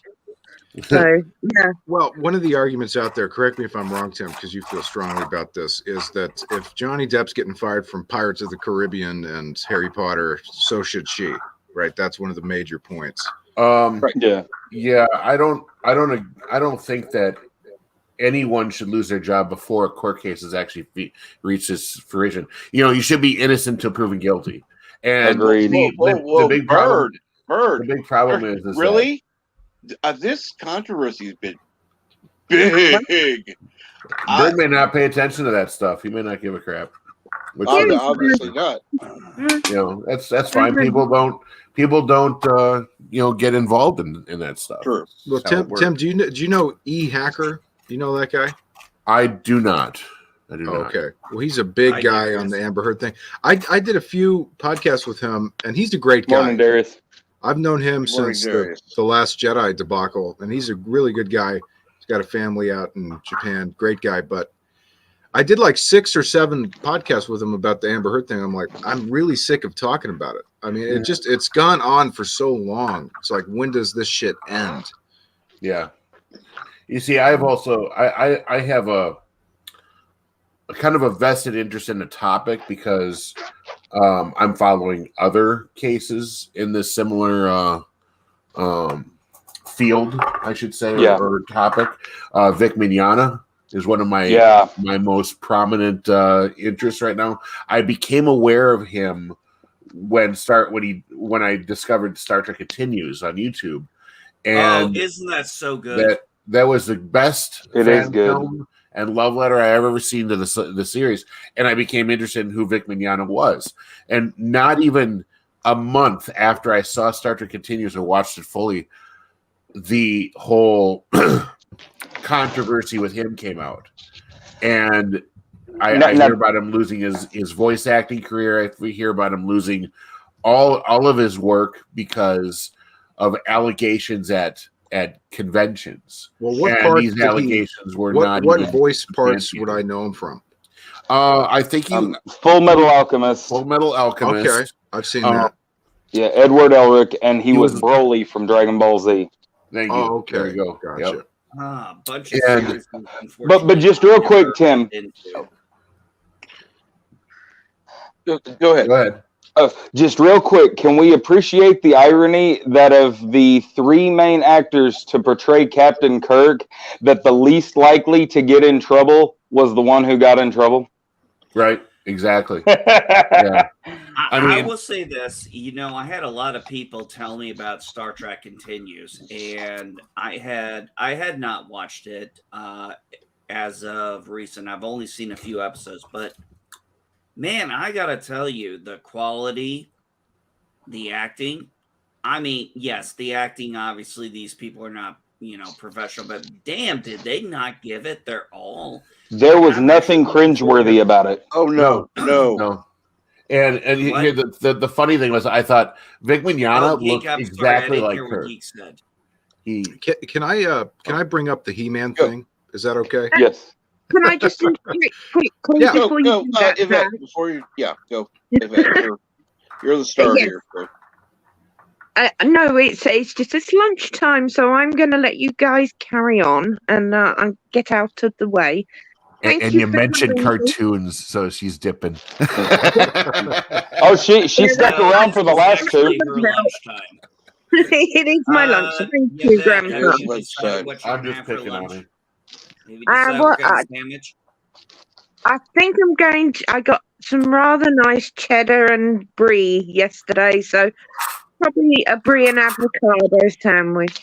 Nice. Yeah. Brie and avocado. I don't It know. was very Oh, nice yeah. talking with you, Miss Yvette. Oh, always good talking with you guys. Captain Trek, thank you. Great to You are see you. quite welcome. Great to see you, Hey, Zach. Yvette, Likewise. I have one And question. take care. Tell your mom. Tell your mom we Yeah. said hello, and Of course. we'll talk to her tomorrow.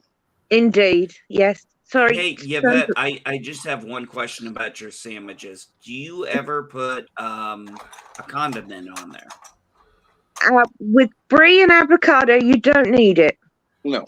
Yeah, besides Brie is rubbing on sandwiches isn't very Brie good. is nice and creamy, and avocado's like butter usually. So if it's ripe enough, you don't need it at all. But yeah, I will put condiments occasionally on a sandwich if I feel like it. I like tomato sandwiches with salad cream. But you guys don't have salad cream out there, so. Well, what is salad cream? Yeah, I don't know what it is. yeah. What's a brie? Do we call it mayo? No, it's not really. No, I bought some at the Euromart in Tulsa that they import it from Britain. It's actually really good.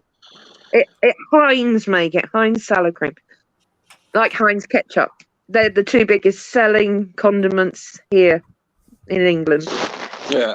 Believe it or not, You have a blessed lunch. Yes. Take Anyway, care. Queenie, have a great day too, and much love to everyone in the chat. Just saying, Yvette, does it outsell the HP sauce?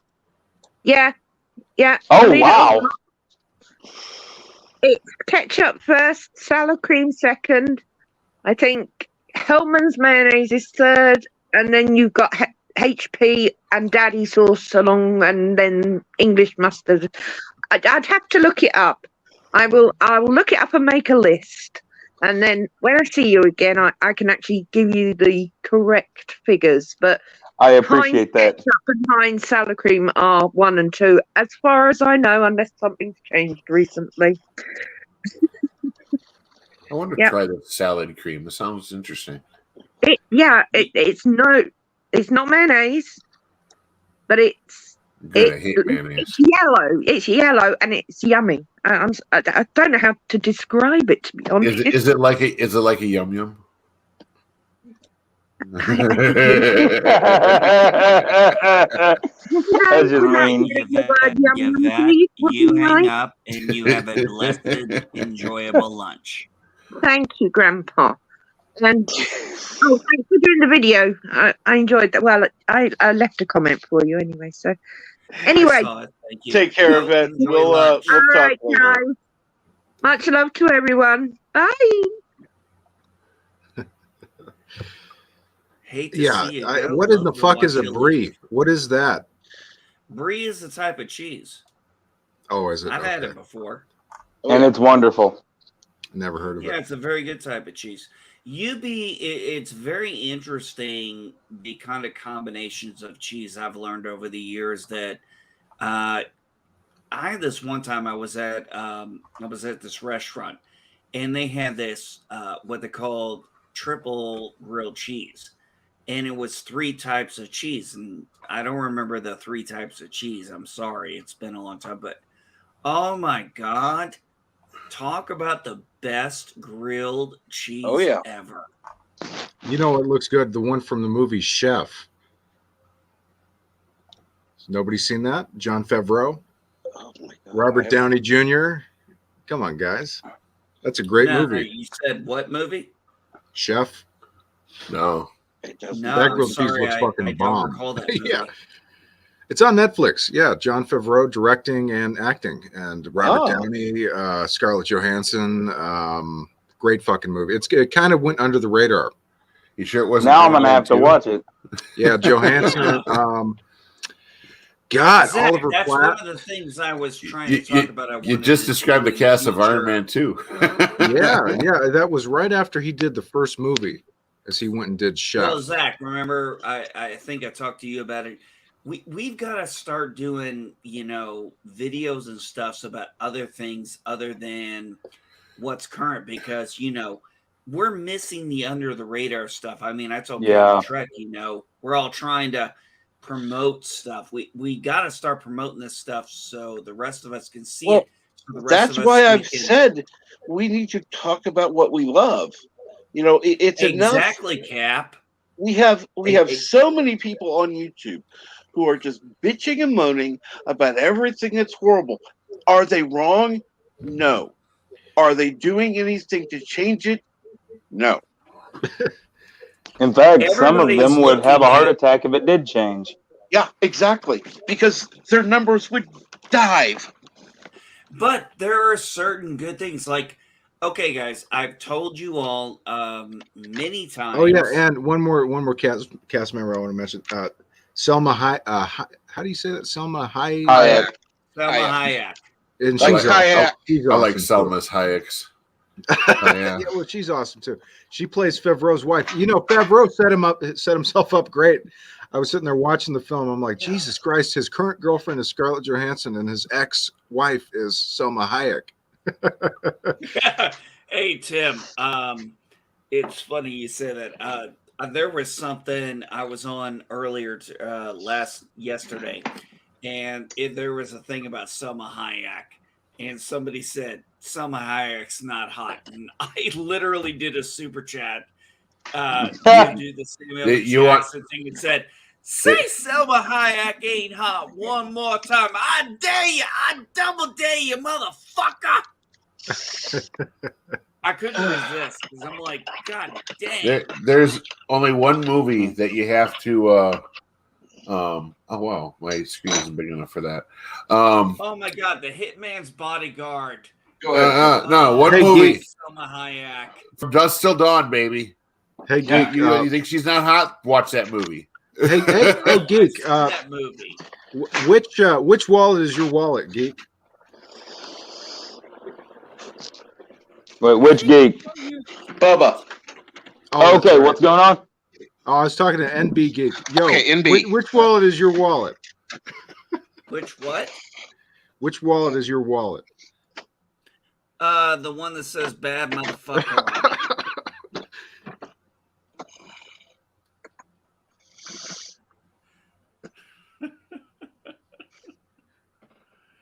I've actually thought about getting a tattoo of saying "bad motherfucker" and Awabash.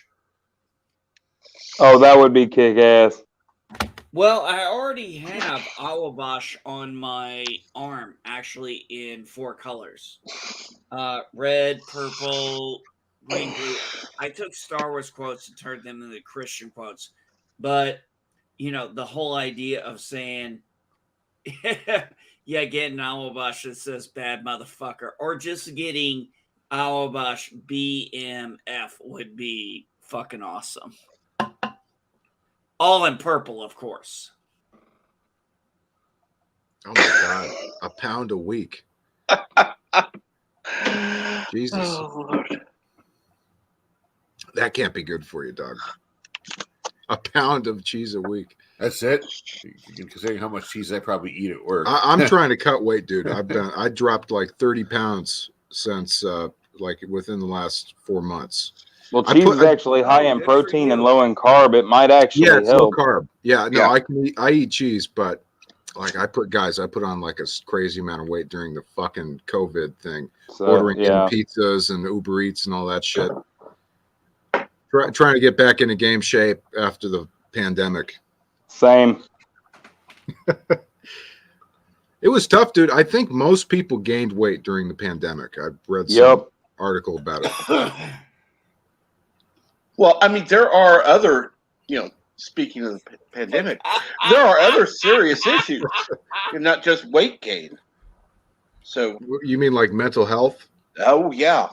Oh yeah. Oh yes, mental health was a real big deal. I mean, there's no way around it. One of the most seriously locked down countries is Ireland. The suicide rate there, this is from people I know there, the suicide rate there is 400% higher. Oh. Since lockdown. I'm in a democratic state, dude, so we had bad lockdowns. Like, they shut everything down. It was bad. Like, our little small businesses, dude. I'll tell you off the show. I'm on the West Coast. Kind of limit. Okay, never mind. Right. Got it. I can narrow it down right there.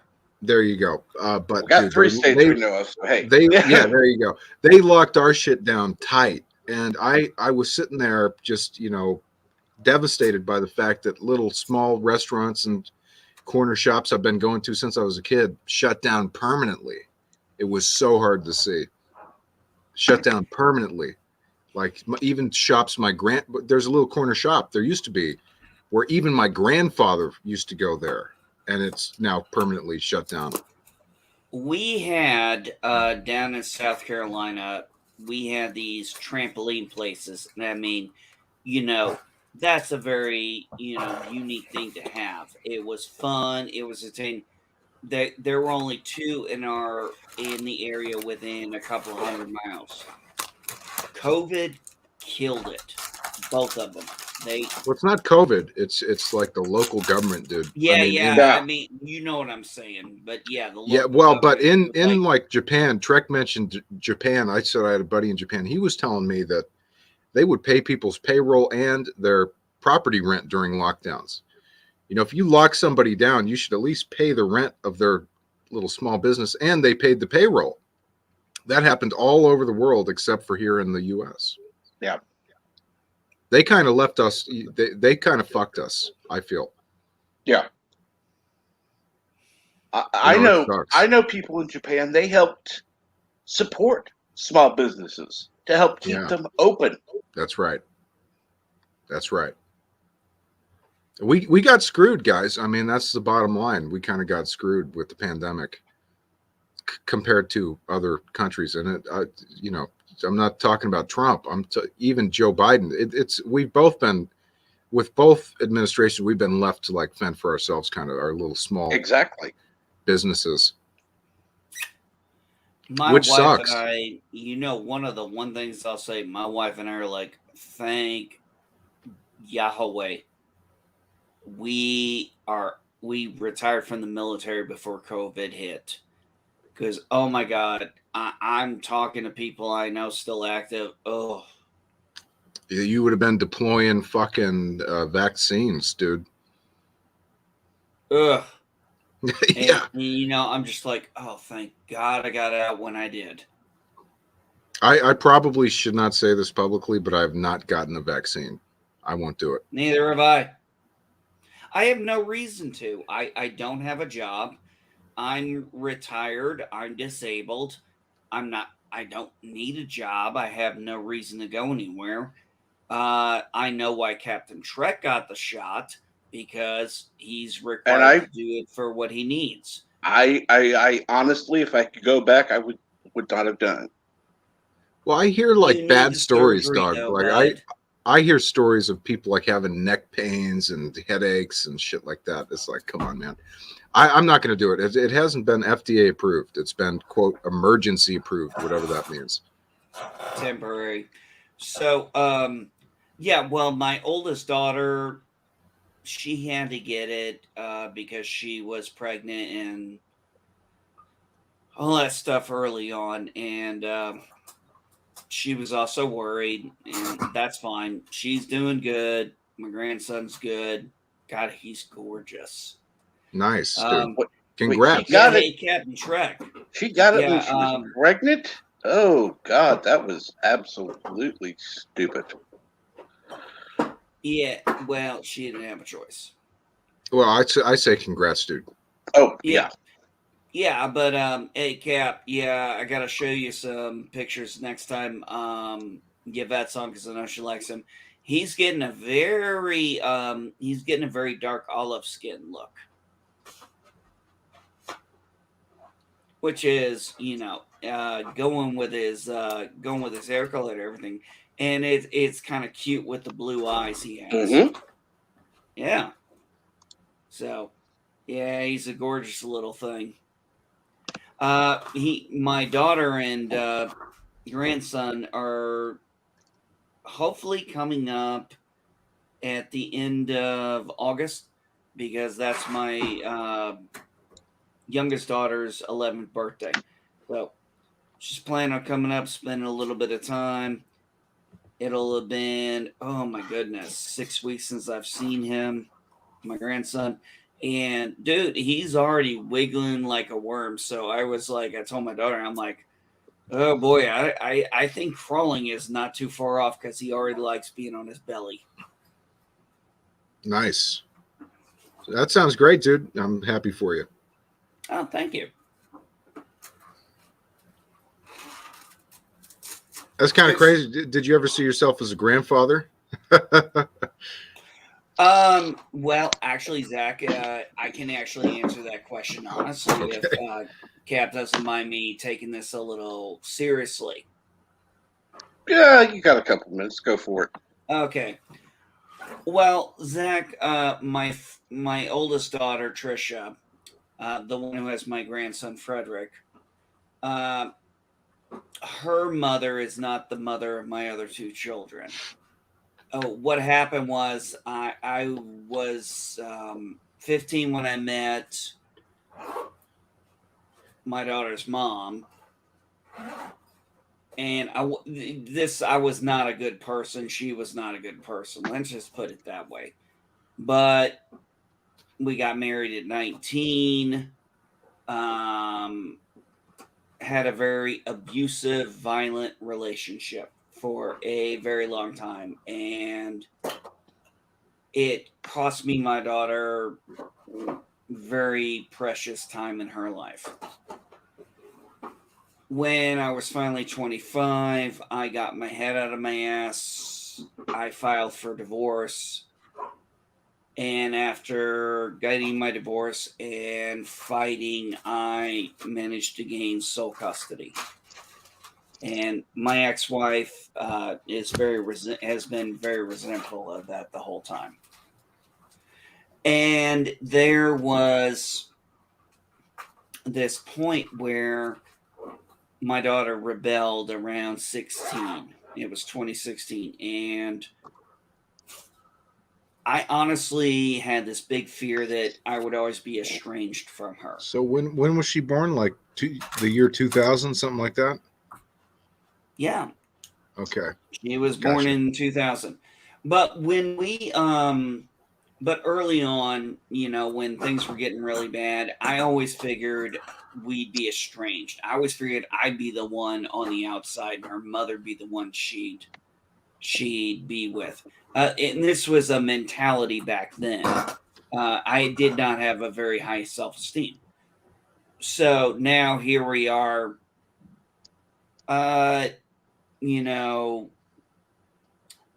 honestly, I hadn't thought much about being a grandfather until she told me. And then the only thing I gave her shit about was I was like, why did I get round robin on this? And, but I wanted to be there for the birth. That didn't happen. But, every time I get to see him, it's one of my joys to actually go on Facebook now, is to see my daughter upload more pictures and videos of Frederick. It's just kind of one of the highlights. And Bird, check your Twitter, please. Well, no, I'm happy for you, Geek. I mean, you sounds like you got your act together. We all have problems, dog. That's the bottom line. We've all had our fucking issues. So, yeah, I'm happy for you, dude. Sounds like you've got a good thing going. So good for you, man. Absolutely. That's awesome. I mean, a grandfather. I mean, what an honor. Yeah, once I found out she was pregnant, I mean, I nothing but was on cloud nine. She was out of school. She has her barber's license or stylist license. Right. So she had her own place. So I'm like, okay, if you're going to be a single mom, this is not a bad way to be a single mom. And it was around that time. And then my in-laws came down, and that's why now I'm not in South Carolina anymore. Now I'm on the Indiana-Illinois border. All right, and now... Hello, world. It's Berto Prime 5. Kapla. Hail, Kuroga. Howdy. Hail, Kuroga. Hail, Kuroga. Hail, Kuroga. Sorry. I didn't realize how long a movie Conan the Barbarian was. And I had to manually go through 800 still images to crop out any nudity. Jesus Christ. 800. Oh my. You killjoy. Doesn't like Conan wearing a loincloth doesn't count as nudity there, dude. No, really, unfortunately. Might help you with your female audience. It was only female nudity that I really have to worry about. There was one scene where I was just like, fuck it. And I just blacked out the whole screen. It was towards the end. My eyes are already bugging out. I'm like, you know what? I don't even know if there's anything here. I'm just better safe than sorry. And for people out there in the audience, people don't understand the type of shit we have to do to edit a video. How long did that shit take you?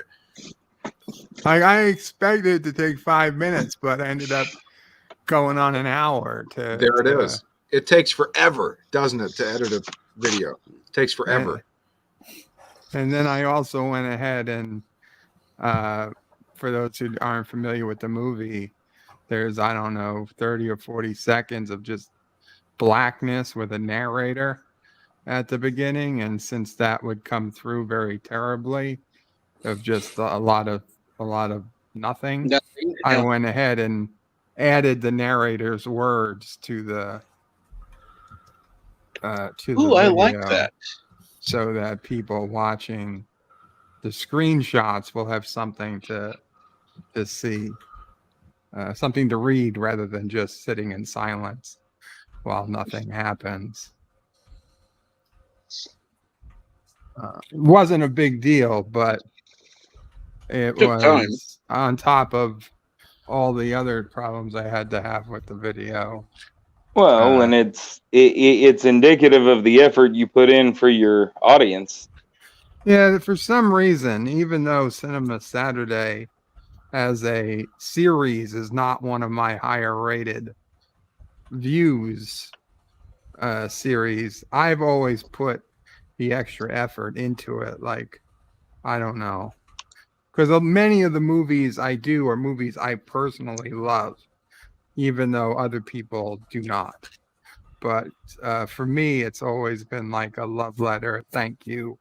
So I always try to go above and beyond for Cinema Saturday, even in ways nobody else would ever understand. But like if you look at the thumbnail files, they're all perfectly labeled with no mistakes and capitalizations or typos.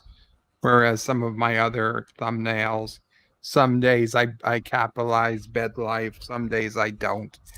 It's not that it matters to the audience one damn bit. It's just what I see personally on my side.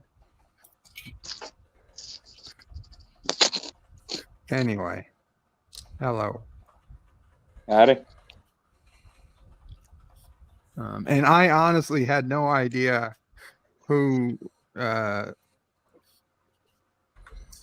Amber Heard was I knew that what's his face, the actor who Nerdrotic. played Jack Oh. Sparrow, had some I don't know legal issues. Yeah, but I know I didn't realize who that it was Amber Heard, or that their relationship, or what it was about, or anything, or that it was still ongoing. It was, to me, it was something I heard about, I don't know, 6 months ago, and never gave two craps about again. So I didn't Well, realize it was a big thing. I know that you hang out on Nerdrotic's channel, and he Yeah. talks about it from time to time. Really? Huh. I mean, I can't say that I remember it. If he does, I believe you. I guess I just tune out from time to time. I mean, probably for the best. Like 5, So does 6 Doomcock, hours. but yeah. 5, 6 hours of streaming, you can't be constantly attentive Oh, I the agree. entire time. And honestly, I tune out also when he talks about Doctor Who, because it's just, I'm not a Doctor Who person as much as he is. And I know a lot of people on YouTube and in this community are Doctor Who people, but they'd be the first to tell you that I definitely tell people while I support Doctor Who and their fight for good Doctor Who, and I was happy to hear that their person is finally leaving. I personally am not, I don't pretend to be a Doctor Who fan. No, Just I like don't understand it either. It's like speaking Chinese algebra to me. I don't get it either. Just like I'm not pretending I was ever a He-Man fan. Well, that's good. I wanted to bring that up, man. The He-Man thing, I have felt, and I'm curious to hear from the panel here. I've always thought it was garbage. I've never liked it. I don't like it now. I don't like the old one. I don't like the new one. I've never been a fan. I think when I was a kid, it just, I don't know if it was maybe, I don't know when exactly it came on. Was it on during Transformers? I don't know. For me, it was an afternoon show. Yeah. Yeah. So it probably in the afternoons, I wasn't watching cartoons. Like right after school. Like you almost had to He-Man come right home right after school. The thing about He-Man was it was just something, it was one of those things in the lineups. And the lineups were different. Like I said, I always remember this one. The lineup for when I got home from school was Heathcliff, Scooby-Doo, Jason the Wheeled Warriors, He-Man, She-Ra, the GoBots. You hated what? Yeah, it was the 80s time frame. And are they cinematic masterpieces? No, of course not. They're cheesy as all hell. That's what that kind of stuff was. But it was simple. The stories were simple. The characters were fun. There wasn't anything heavy in it. It was just a light, simple time. And welcome, Chris Knight. I'll tell you. Hey, Chris. Oh God. If He-Man was on after Heathcliff, I'll tell you that's exactly why I didn't watch it. Because Heathcliff, I hated with a passion. Like I couldn't watch it. It made me sick. Because it was such a ripoff of Garfield. Yep. But a shitty ripoff. I'm sorry, Chris. I hope I didn't. What happened? I don't know. Chris left. I just just wanted to finish my connection. My Heathcliff. Well, Craig, I sent you some pictures, man. If you want to see some shit, we're working on something on new project. Awesome. So if you want to show them, I could explain something for you. It's totally up to you. But we're doing a comic book, and it's like a kind of a groundbreaking thing. I hope, which is a mixture between computer graphics and art. So it should turn out really interesting. Okay, let me let Chris back in, and then I'll work away to, because I heard a ding, and I was looking on the page. I knew exactly who it was. And welcome back, Chris. And he's gone again. There he goes again. Good God. Okay. Now, no, that's not one. Okay. We did a book version of this story that I'm sent you the pictures of, and it did pretty well. It ranked like number 50 in space opera for a while, which is pretty impressive. It beat some of the Star Wars books out there, or some of the Trek ones. But we want to do a comic, so this is pretty much what we've been working on. He was back again. I was about to click him in and gone. I gotta say, hey, Chris, let me get your Wi-Fi fixed. Drop out. Let's see if that works. I don't think so, but it was good to have you on. We'll talk later. And by the way, I told the artist drop that little thing on the back of the sweatshirt. I'm not a big fan of that, but it looks good. It looks realistic. I mean, it's been pretty good so far. So good. Yeah. Wow. And that's art, man. That's like that is something that the artist has been working on. His name is Daniel. He's been doing something that's kind of a cross between CGI and digital art for a comic. So that's what we're doing. I like that.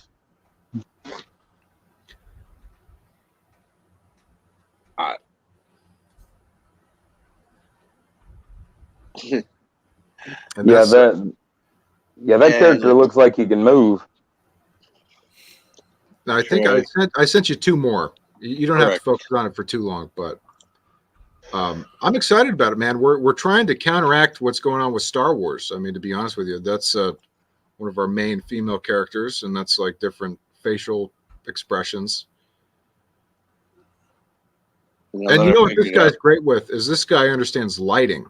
So everything is going to have great lighting. It's going to have great animations, and even his faces kind of can show expression, which I was really impressed by. Absolutely. If you like the bottom picture, the man, it's just like, yeah, it looks more like a painting than anything else. So our plan, dude, is to submit this comic, and we've got a script for our first issue. We've got like plotted out at least 5 or 6 volumes of like a trade paperback. So we're going for it, man. We'll see what happens with it. I'm kind of a pessimist, but hopefully it works out. I mean, it would be a great comic, and it would be what people like us want to see from sci-fi. Absolutely. And hello, Super Bubberpuss. How are you today?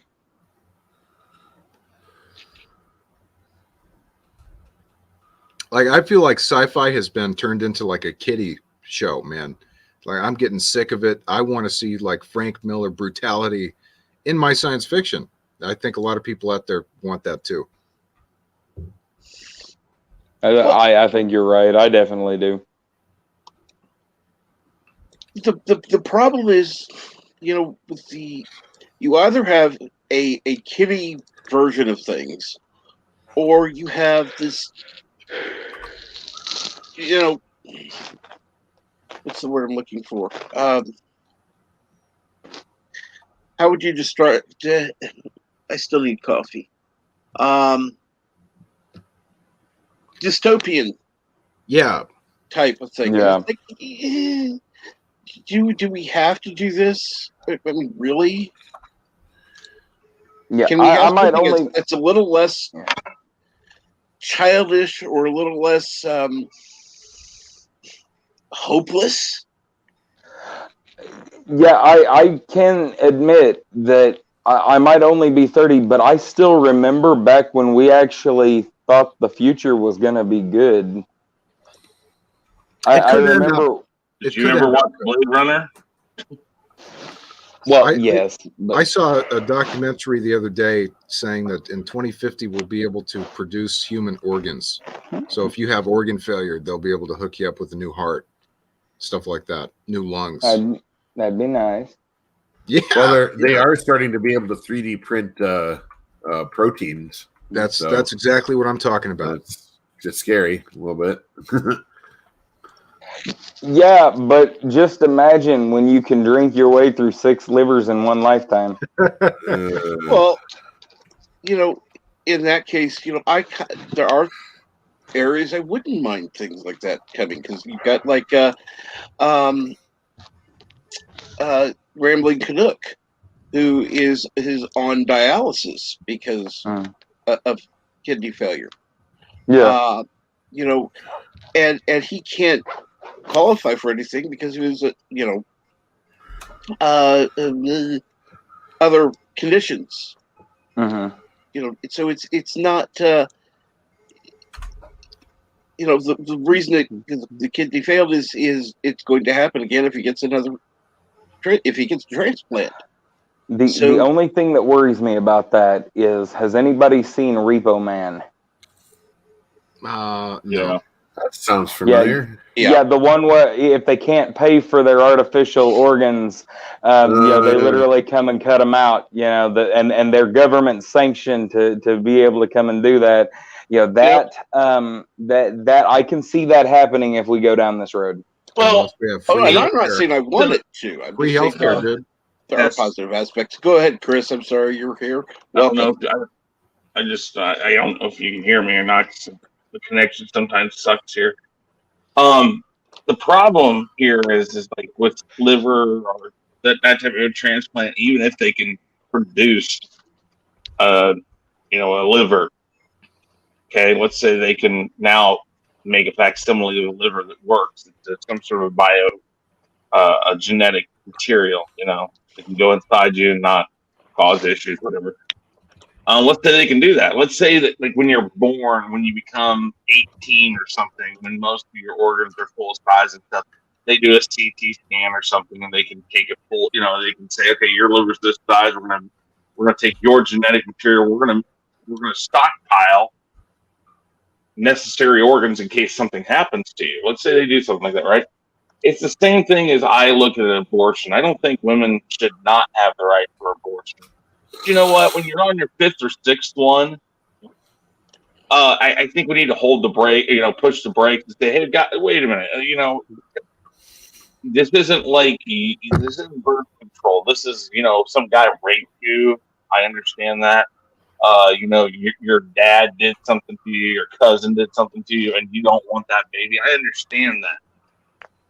But if you're going into an abortion clinic every 5 weeks or so to get an abortion, and trust me, there's women out there that do that. That's the problem. If they can create duplicates of organs that work within your body, I'd say, like with a liver, if you drink your liver dead and they replaced it, it's a one and done thing. It's like, okay, this is your second chance to learn from the first chance. Oh, I agree with you. I was just making a joke. Well, yeah. I understand, but what I'm saying is there's a limit to what, even if it's available, there's a limit to what we should do, because you can't force morality. I've always said that you can't force it. But you know what? Yeah. You can dictate it. You can say, listen, go out, live your life. When you turn 21, go ahead, drink your liver dead. Go ahead. We got this one right here. It's ready to go, but it's going to cost you such and such amount. If you want to take a chance, just drink your liver dead. Go ahead. But the second time around, after your body's acclimated to it and thinks it needs it all the time now, you're gonna have to learn. I mean, that's the only thing. I see all that stuff. Like I brought up Blade Runner. You read the book, it's a little, it's different in a lot of ways, but the main is that we killed basically everything, but they have, they call them androids in the book, call them replicants in the movie, but androids, as far as the animals go, are animals that were cloned that are genetic material, but I believe, if I remember right, they've got more like a computer hard drive that runs them. So, like, if you had a favorite pet, you could have your pet back. It's genetic. It's a real living thing, but it's not the same. In the book, the reproductive organs is a positive development. I really believe that. I don't think there's any other way to spin it. Somebody gets cancer and they can get a new. I mean, I think that's really a tremendous thing, and I look forward to that happening. I think that would be a great thing. We can get into politics here, guys. You know, Captain Track's not a big. So neither am I. And you know, line is when politics comes up, it makes me want to tell you my opinion, which I don't want to do. So I can't get it. Right. Well, and the funny thing is, no, I don't normally like to discuss politics, but unfortunately, there are times it comes up, and yeah, I prefer to stay away from it. I got something for you. Oh, where did he come from? Yeah, you said "oh boy" before. Watch out, and I'm triggered. So, boys and girls, here we go. Buckle up. Hold on tight. If I hear the word Prometheus come out of your mouth, man. Triggered. Chris, I love you. You know I do. I like you. Just take the brunt of this. You are fucking crazy. Okay? You don't get just a one-time refill. Okay? The second we have the technology to freaking 3D print food and organs, guess what? That means every time you need a liver, you get it. No. Okay? Every single time. If we have effortless organ printing, where it doesn't cost anybody a life, it doesn't cost any resource that is not rejuvenable. You didn't listen to what I said. Nope. Yeah, you said. Well, okay. No. Well, you got your first one. You got your second one. Let me jump in real quick. Go ahead. One thing. If you pass free healthcare, it's a done deal. Okay, listen. I said that it would cost.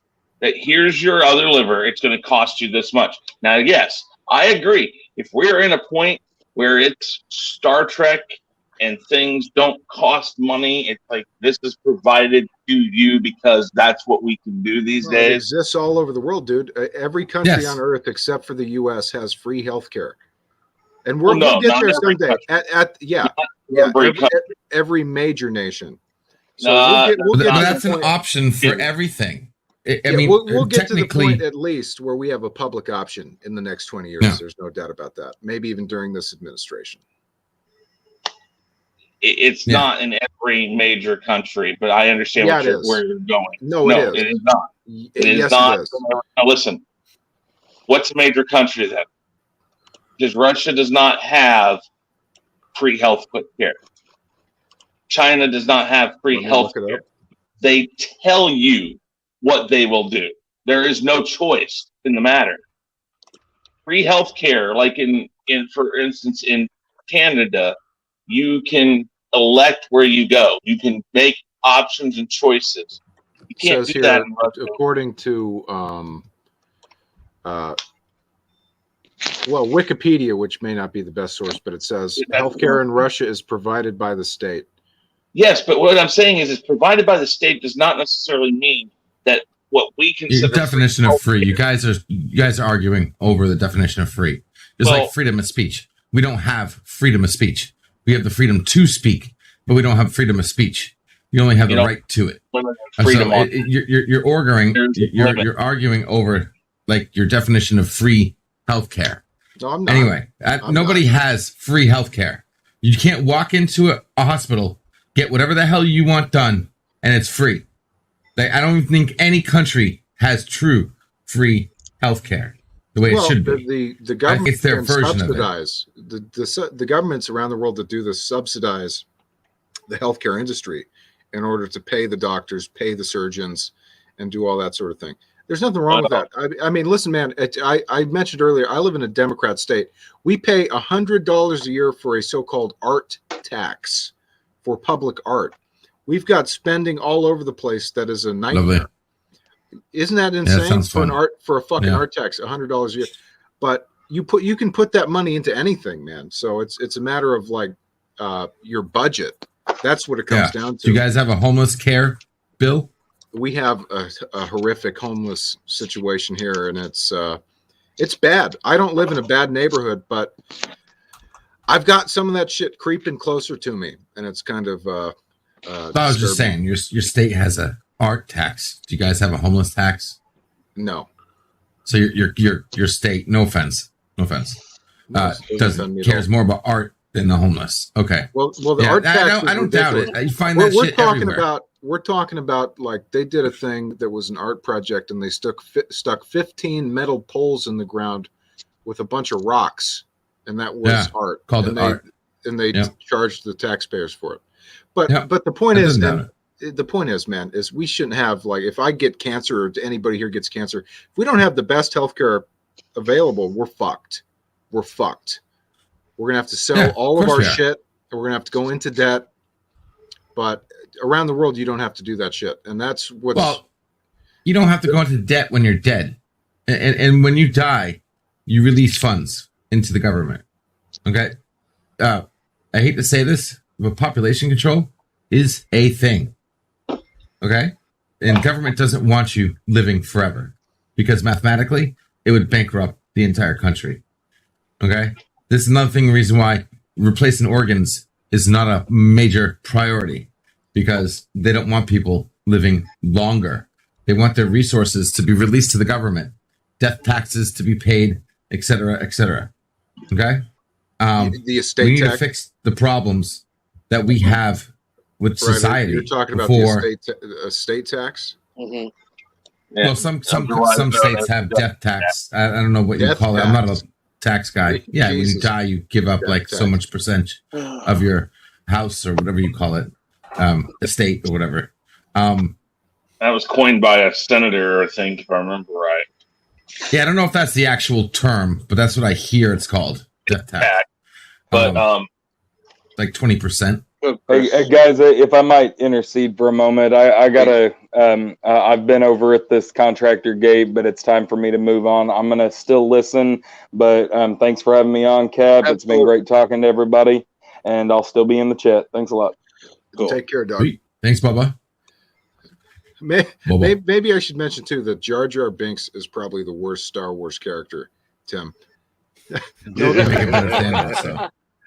Oh, I love this. I did a podcast and I said that they should have done a thing after episode 1 where Palpatine says to somebody, Representative Binks was shot down heading to the Capitol, and they should have just killed his ass. Well, there's a great fan film that I like to show off once in a while in LED's backstage. It's called Star Wars Episode 3, A Lost Hope, and they really rail on Jar Jar pretty good. It's funny. It's really funny. I've always hated you should lead us, Jar Jar. Me? Lisa? Oh, no. If he was a Sith, that would be a different story, but it never happened.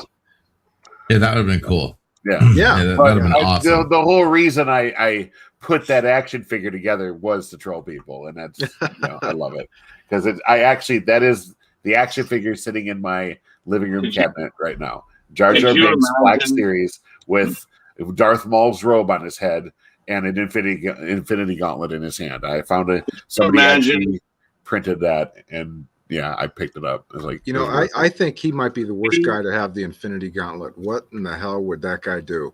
Exactly. He'd trip and fall and snap everything. Okay, go ahead, Chris. I'm sorry. Go ahead. Can you imagine if in episode 3, here's Jar Jar bumbling about, Lisa made a boo-boo. And then next thing you know, it's the camera pans to one of the protagonists. And then you hear in the background, Misa think you're gonna die. And then all of a sudden lightning comes out and kills some Jedi or something. Well, even better. Chris really did that really way too well. Yeah, it was pretty good. It was that was pretty goddamn scary good. What would be even better though is if he's doing a thing and he's doing that voice and all of a sudden he goes, now you will feel the power of the dark side. Just with no stutter, no weirdness. No, it'd be better if he dropped that. Now. Like if his voice and demeanor totally changed. Yeah, agreed. Yeah, it depends on how they did it. I would like it to keep the same. Then it would have made sense to have the high voice. Yeah. Then you're dropping the voice, dropping little accent needs to remain though. Tone. A little bit. I didn't say drop the accent completely. I said drop the tone. Chris, do the same voice, but do it like Morgan Freeman. now. You guys have seen the video on No, Jar the Jar, best right? one who did it was in Naruto. Toby. Look up Toby and Naruto. They did it perfectly. Oh yeah, same thing we're talking about right now. Guy was a really goofball, had a high voice. Guy messed up his jitsu, and then the moment he passed the point where it's like, okay, it's game time, he completely switched his voice and his demeanor and everything, and it was like, holy shit! It was him all the time. Wow, it was hard. Mm-hmm. Well, the only thing I can really think of in a film that's kind of comparable to that is the Kaiser Soze. Oh, dude. Usual Suspects, man. I love that. And the way that they end it, and then poof, it's gone, that whole, it's like you figure it out a little before that. Okay, I mean, first time you watch it, you got to know that it's like at that, like right before he leaves, you figured it out. At least you should have. And then to see the reaction of the detective is perfect. I mean, dropping the cup of coffee, like, holy shit, I just let this guy go. Now, there's theories, though, that the guy that's driving the car is actually who Kaiser Soze is. That, and I don't buy that. I still think Kevin Spacey is all the way through. But the thing is that was so well done. And the thing is this goes back to what I say about I don't care what you're like in public. I could care less. Nobody else, I think, could have pulled that off other than Kevin Spacey. I don't think anybody could have done it as well as he did. Well, I don't think anybody says he's a bad actor. I think everybody agrees he's pretty good. But another one was that Ed Norton movie where he was in jail. Do you remember that? Which one? I think it was with Richard Gere. Oh, I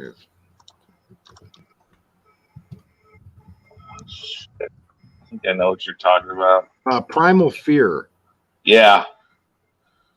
Where he plays like he's acting like he's got like a mental, disability or something, and he's actually like super smart. Yeah. Doesn't he trick him to? They release him, don't they? That's right. Yeah. That's kind of something. They should have done something like that with Jar Jar Binks, man. But I even heard that was the plan, but Lucas kind of got cold feet. Well, there's on the whole thing. There's a great video I saw like a couple years back where the guy made an insanely compelling theory that Jar Jar was supposed to be a Sith Lord, and he even like zooms in on Jar Jar in scenes in all the prequels where it shows, like he said, he felt that Jar Jar was actually supposed to be mind tricking the Senate. Because he would be behind like senators using hand movements and mouthing words, even though he's not actually talking. There's just so many different little things that just strengthened his case. It was pretty good. It was really good theory. I may have seen that. I mean, the same video has Jar Jar smiling at fucking Qui-Gon's funeral. I mean, how creepy is that? Yeah, he smiles. I think the problem was that people didn't allow that to develop. There's a lot of problems with the Phantom Menace because I think Jake Lloyd was not the right choice for Anakin. I think that they really overplayed the bumbliness of Jar Jar. If they had toned Jar Jar down just a hair so people didn't like focus on that so much and maybe gave you more hints as to a possibility of him being a Sith Lord or at least a dark Force user. I would have probably gone more dark Force user because I don't think I would have wanted to change the fact that Palpatine was going to be the Emperor. I think it would be interesting to be a dark Force user that Palpatine's in on it, knows it, but letting Jar Jar think he's the guy that's gonna, do this. That way, it makes sense that he votes Palpatine in charge, and it makes sense that some of this other stuff happened. Well, it's like Plagueis. Yeah. Plagueis was a big guy in public. You know, we're talking about Jar Jar. He was a senator.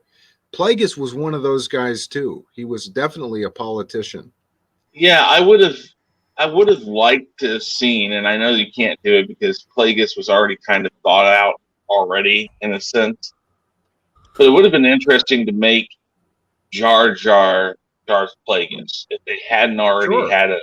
I mean, if you had made him, because we know from the books and we know from Lucas himself that somewhere in between the Attack of the Clones and the Revenge of the Sith is when Palpatine kills Plagueis. And so I think he killed Plagueis, at least in the book, just before he became Supreme Chancellor. Yeah.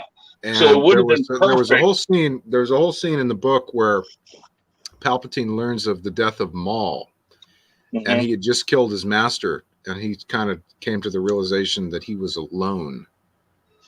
That's a scene from the novel, which I guess is no longer canon. Well, no, it is. Well, no, you're right. It isn't because it's not in the movie, even though Lucas thought about putting it in, which I still think he should have. But I don't know. Working that in somehow with Jar Jar would have been better. I mean, there's lots of ways they could have handled Jar Jar, but I mean, he wanted Jar Jar for kids, and I think it was kind of part of his problem was in the first trilogy, he didn't look to make it for kids. It just kind of became something kids gravitated to. But in the prequels, he very much was trying to do the thing with kids. In fact, he's even said in some interviews in the past that the reason why he put more exposition in the prequels was because he wanted children to understand the Force. He wanted children to understand different things. And I think that was what made it worse, is because there shouldn't have been any exposition because it screwed with so much of the original trilogy. We didn't need midichlorian. You have a high concentration of something that makes you more powerful in the Force, but I don't need to measure it. I don't need an answer for that. You're just a strong Force user. The Force is strong with you. That's all that they needed to say. I've never felt the Force so strong in a young Link before, something like that. It didn't have midichlorian counts. You know, when they introduced that Qui-Gon is Obi-Wan Kenobi's master, well, that's fine. Then they should have said something earlier. That's why I tell people all the time, there's no way in hell he had the prequels planned out like he says he did during the original trilogy. In fact, there's document from meeting notes that state after The Empire Strikes Back was done and they were sitting down doing the storyboard for Return of the Jedi, that is when he first revealed his plans for the prequel, what his ideas were, and even then they changed. So I hate people who go to his interviews and say, "Oh, look here, he even says he had a plan." Yeah, he's lying. I hate to tell you that. You know, our almighty George Lucas has lied to us. He's a director. He's also a very egotistical, maniacal asshole. I mean, look around. But he overthought the prequels, and then he did another thing that hurt him, which was he thought he was the person to carry it out. The thing also that was good about the original trilogy was he knew he needed help from other people. So he directed the first one because it was his baby. The second one, he was sitting there going, like, I can't take these characters to the place they need to go. So he brought one of his old teachers, Irvin Kershner, in. Oh, phenomenal. He knew that man knew how to develop the characters. And then the guy still, he's like, no, I'm not going to do this. I don't understand this. I don't understand this. I don't understand this. He says, you don't have to understand the sci-fi thing of this. I'll be there for the effect. I'll be there for all that stuff. I need you to focus on the story and the people. And he did it. We got one of the best, probably in my opinion, best sequel of all time. Yeah. Next to maybe 2. I mean, but Kirshner was phenomenal, but Richard Marquand was a fucking dork. Well, yeah, he was, and if you watch the documentaries, if you read notes, and I go further than documentaries. The documentaries, no matter what you believe in, they're designed to make you see what the director of that documentary or that behind the scenes look wants you to see. Everything's directed, so they don't want you to know all the tension. But if you read the notes and books, well, how do you end up with Richard Marquand, dude? I mean, what the fuck happened there? No, listen. You could have gotten anybody. Steven Spielberg was slated to do it, but because he was thinking about it. No, he was slated to do it. They were going to do it, but then George Lucas was removed from the film, whatever, the Directors Guild, whatever it was, because he refused to put the credits or at the beginning of the movie. He went straight from this crawl right into a movie, and that was against their terms of service or whatever. So he dropped out. He said, "Screw you guys, I'm done. I'm not paying you dues. I'm not doing any of this. I want to do movies my way because this is how I want to do them."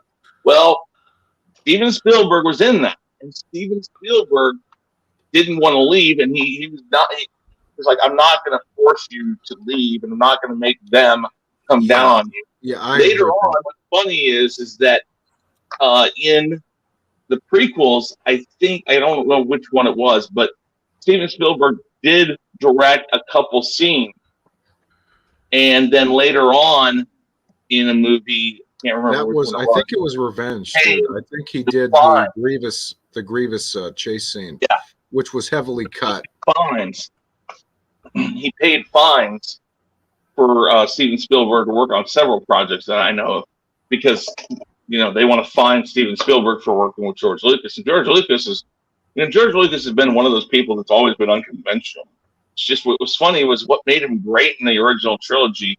He threw it all out. The ideas that you don't have to tell people. That it's constantly mentioned in documentaries, and it's constantly mentioned in print, in books about how the original trilogy was made. That he flat out says, "I don't like exposition. I wanted you to be thrown into the world, and either you were on board or you were off board. If you were on board, buckle up, baby, because you're on a ride, and it's going to go, and you better be with it."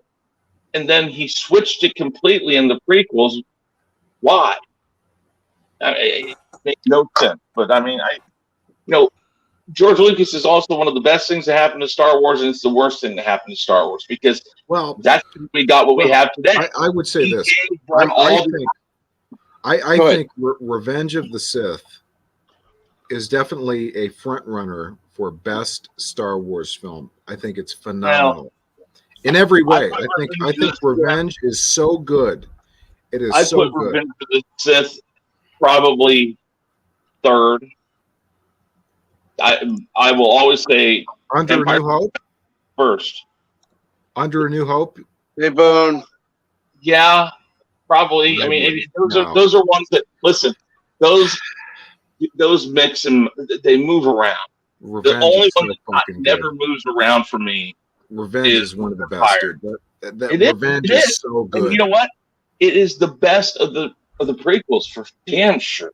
There's no doubt. It's better than the entire Disney films.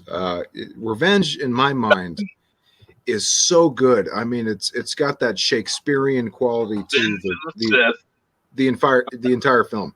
I mean, yeah, I would say Empire is really good. I really enjoy the matte paintings, and I enjoy the claymation.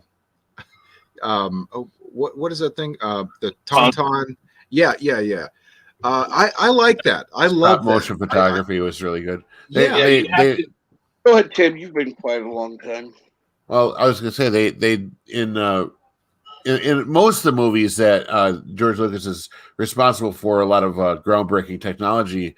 But I got to say though, I agree with Chris. I put Revenge of the Sith as number 3, mostly because even though Revenge of the Sith does have some great scenes, some epic scenes, an epic lightsaber fight between Anakin and Obi-Wan, it still has a few issues in my mind. I think it has maybe too many lightsaber fights. in the movie. I mean, they really heavily focused on the lightsaber fights in that movie. I mean, I understand the reason behind it, and it makes sense, but it's still, some of it seems a little much to some degree. But my biggest issue with Revenge of the Sith, though, which knocks it down to 3, is that there are also there's also the dry dialogue in certain scenes. You know, there's every time Anakin interacts with Padme, there's some. It just seems off-putting to me. It doesn't. The scenes just don't work, and that holds it back just a little bit. But it's still. Yeah, I was just going to bring up so he's very right. Padme and Anakin interactions, there's no chemistry between the two of them, really. It always felt like it was cringe CW teen drama stuff. If you watch, or just weird.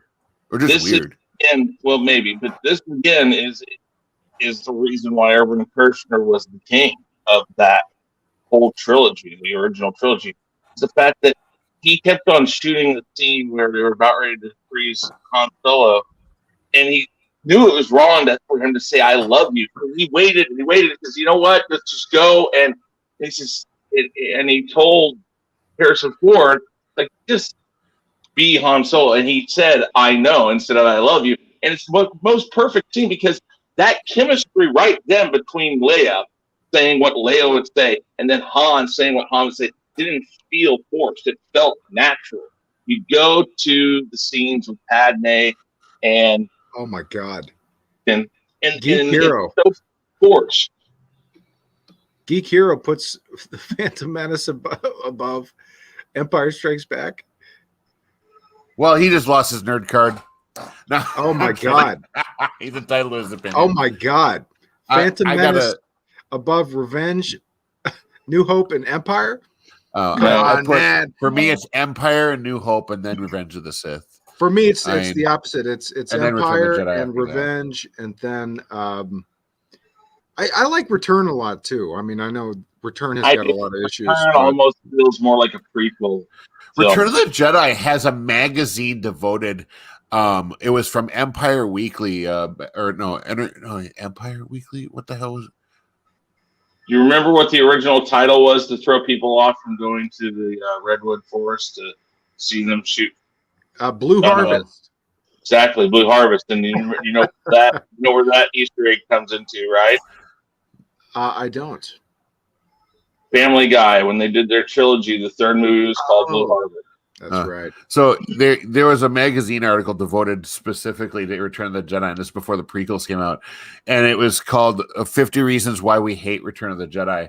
And I read through it. I found this at a power company I was working at, the cafeteria, and I picked up the magazine. I took it home, and it was like, I read through it. It was hilarious, absolutely hilarious. Now, you know what number 1 was? What? The Sarlacc pit as Freud's vaginal dendate. What? They show a top-down view of the Sarlacc pit. It looks like a vagina. It is. Come on, Joe. With teeth. No, yeah, it was funny as shit. I couldn't stop laughing. And some of the issues they brought up were kind of on point. And actually, I take that back. That wasn't number 1. Number 1 was Ewoks. They didn't like the Ewoks. I didn't like they were all right. I mean, but I didn't like the Ewoks. I think the Sarlacc was number 50 actually. Of all the bedroom Star Wars cosplays, I don't think the Sarlacc pit has ever been mentioned. The funniest thing about the Ewoks is the last line, I think, in that part was they say, consider this Ewok as a household name, yet it's never once spoken in the film. And basically it was they were commenting on the Ewoks were basically George Lucas's mindset of merchandising his franchise. There's no doubt. Yeah. This is funny. And by that time, it was becoming more like the prequels, where I can sell this. And he was, and also the part of the reason why Return of the Jedi doesn't work that well for me is that Richard Marquand and him fought constantly about the whys. You know, George Lucas, as much as he worked well with Irvin Kershner, and Kershner just accepted, okay, you're going to put a spaceship here, I guess, and it'll work. Richard Marquand was always going like, "Why are you going to put a spaceship there? What's going on with the spaceship? Why haven't you know?" He was always asking. Well, what I heard, correct me if you disagree. I heard that Marquand was such a loser that Lucas had to step in and take care of most of the directing. There is a lot of that's said, but I think it was the point that he constantly was going, why, and he's like, you know what, forget about it. I'll just go and do it. But you know that's funny though, because George Lucas was no great director. I mean, one of the things, if you look it up online, I think it was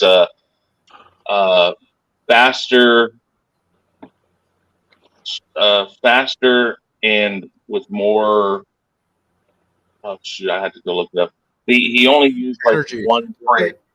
Was that what it was? Energy and faster. More quicker, faster and quicker. Something. I mean, it was like that phrase, and he constantly said it.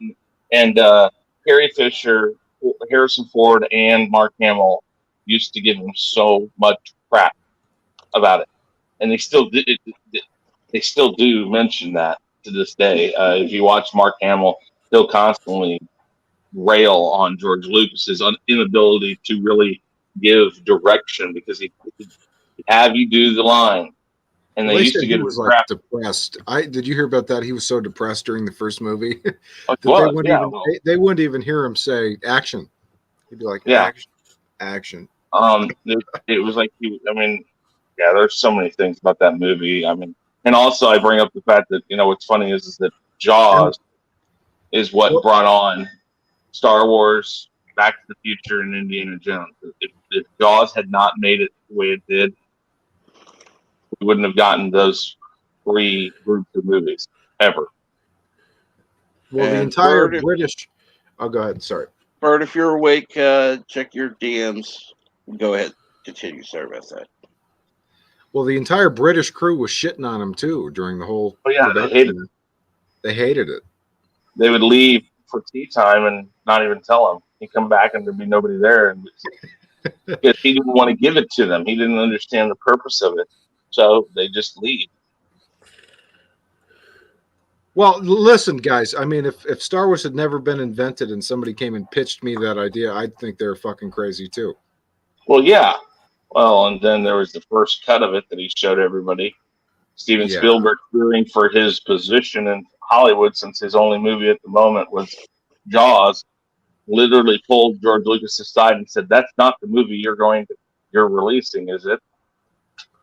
And then it took that weekend for George Lucas's wife and the non-credited editor. I don't think he got credit. I can't remember his name, but they sat and re-edited it. And I've mentioned this before too. Look up on YouTube, Star Wars Saved by the Edit. It's a great YouTube video that tells you exactly what they changed and how they changed it. Mm-hmm. And if you've ever read the book, it has they cut a lot of stuff out from actually in the book. At least at the beginning, the meeting his friends at the at Kachi Station and a bunch of that stuff. So, but all right, guys, I'm gonna head out. I'll talk to you guys later. Absolutely. Take care, Chris. All right, bye. Hey, Chris. I actually have the Black Series Luke figure from with hat and everything from the Kachi Station. Comes with his land speeder. It's nice. Why am I not surprised? Hey, I found it for $30 at Best Buy. There's no way I wasn't going to buy that. Good deal. Not blaming you. I'm just not surprised. You guys might be pissed off at me for saying this, but I found the 2 records for the soundtrack of Empire Strikes Back, the original records, original cases, like vinyl records, at a yard sale for like $2 a piece. Hey, no. Kick them off. No, don't. No, you can't blame it for finding a good deal, man. No way. That's got to be worth something, though, right? That's got to be worth something, I would think. Is it original? Yeah. Cool. You know what else I picked up, and I sold these, but I picked up the original VHS copies of the original trilogy for like $1 a piece at a fucking sale too, and I sold those for like over $100.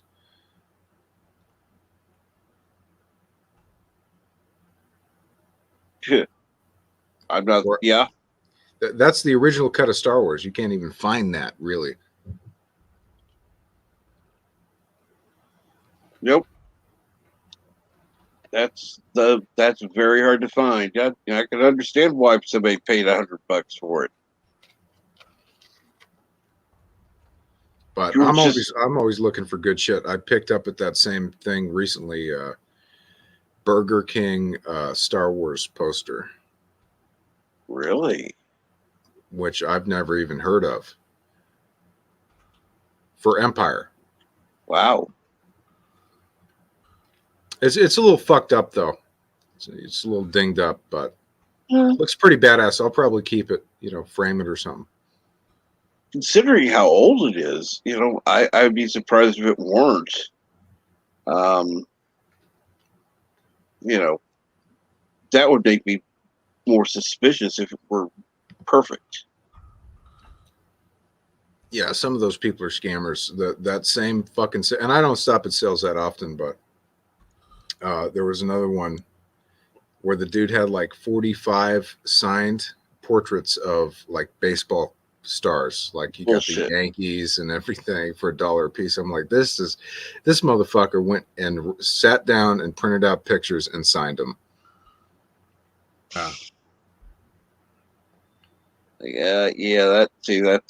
That's bullshit. There's no way, and sure as hell not for $1. Yeah, they were $1 a piece. Most of them were Yankees. So I'm like, this is some bullshit right here. The guy that runs our local popcorn shop, he used to go to, before all the lockdowns and shit, he would go to conventions and get signed photos of actors and actresses. It was pretty cool. I mean, he'd sell them for $70 at his store. He had one of Vic Mignogna. I wanted to pick it up, but somebody nabbed it before I got to it. Well, there's a badass place down here called Rogue Toys. Mm-hmm. I don't know if you guys have those out where you're at. Yeah. Oh, do you? No, not here. But okay. No. Heard the name.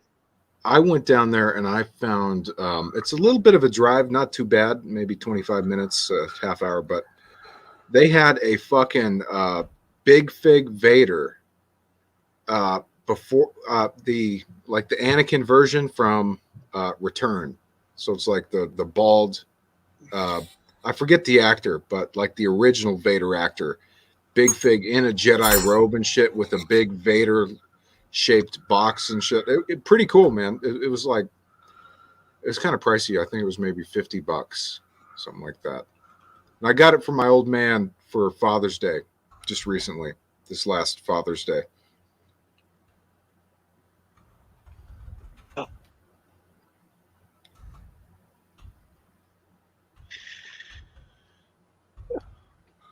So, wow. Hey, Resident, what time is your stream starting today? I keep forgetting. And thanks, Captain, for the message. Oh, you're welcome. Before I was actually talking with the doctor, and then I headed over to Twitter. Ah, okay. So, like I was afraid, unfortunately, the antibiotic she prescribed is not effective against the infection I have. So she's changing to a different antibiotic that'll come later today. Ah, okay, good. So no big deal. Honestly, I actually feel pretty good today. So I thought it was working, but whatever. Well, I do have to run, but good talking to you guys. Every time I come on here, I have a good time. So thank you, man, for having me. Oh, you are most welcome. Thank you for coming on. All right. Take care, guys. Later. Later, Chief. You're good. No, I like that one. love to see Vader fight Khan. Khan. Khan would go down, but it would still be cool to see. Well, only because Vader would use his cheating force magic. Yeah. If it was man to man, no force, Khan would kick Vader's ass. Now the question is, if Khan could slip one of those things into Vader's ear while Vader was sleeping, would he get the advantage? Yes, because then he would base. I mean, let's face it, the Emperor basically had Vader under his command, and he didn't even have to put a thing in his ear. Khan would take total control over Vader and just have him be his bitch. His biatch. Yep. Yeah. Now you, Lord Vader, shall take revenge on Captain Kirk. Who the hell is Captain Kirk? Are you not aware of the Klingon proverb? Revenge is a dish best served cold. What the fuck is the Klingon? I know not of these Klingons you speak of, but it sounds like you need to wipe. Nice. Sorry. Good. No, that was good. That was good.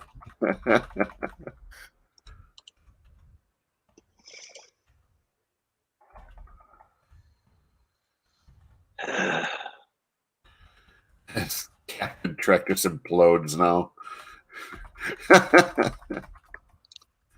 Oh, this has been a fun conversation. I will say that much for it. Really? Yes. We have Genesis. And good morning, Ryan Johnson. How are you today? It's such a nice day out today. It's like cool. The window's open for the first time. Well, we had it open the other day, but it was humid and not particularly cool. Today, it's a beautiful, cool, and dry day outside. A little bit of a breeze. Yeah. Really nice. Really nice. Sounds airflow. Not Ryan Johnson says, why is Bert allowed to do accents? Hashtag ban Bert. I thought I did a pretty good con. That wasn't, at least he wasn't doing one of his normal god awful accents. So he did a reasonable facsimile. Yeah. I'm not saying that I can do great, but Geek Hero Bubba says, such an epic fight before it ended, and Vader would lose a limb, but Khan would fall. But to hear Antonio Esteban and James Earl Jones speak against each other would be awesome to see it animated. Oh, yeah. Yes.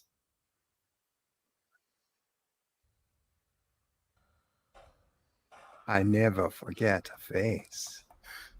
But you were wearing a helmet. I never forget a face, even when you're not on the ship. So tell me, Lord Vader, who are you really under that? Chekhov? Sulu? I'll tell her I'll be there around 10. Uhura?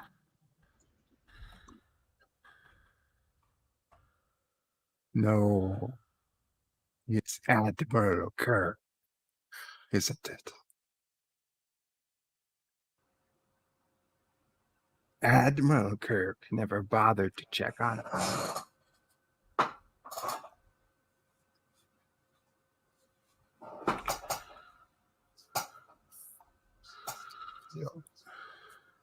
have to come down here.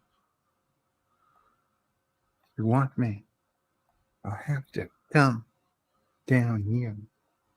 I am laughing at your superior intellect. Left you like you left her.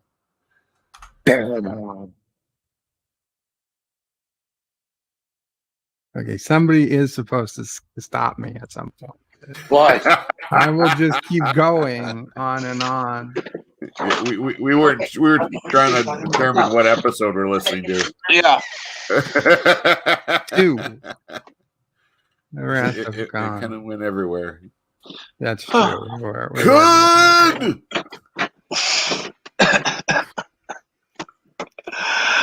Oh, trust me, I'm sure that LDG can get a few good clips out of that. Geek Hero says, Bird, you just made me laugh so loud I scared the clean crew. I'm sorry for the cleaning crew.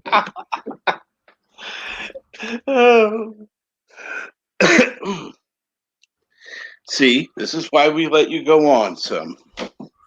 Not Ryan Johnson says, if Khan ever heard Bird doing Khan, he'd make sure it was the last thing Bird ever did.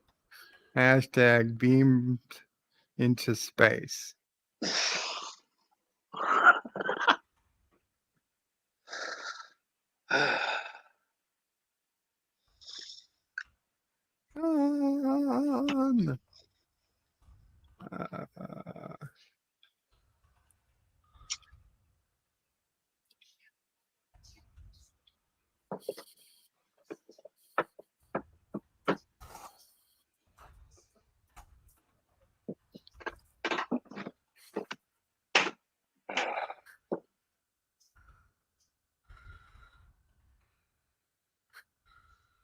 So, and Super Blubber Puss, you have a great day at work. Thank you.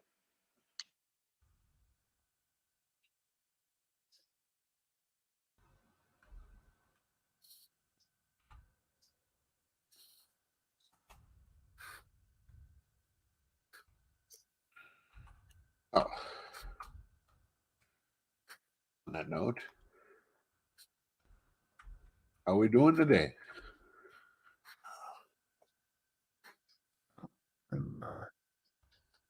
Besides taking in the breeze and enjoying the weather for a change, and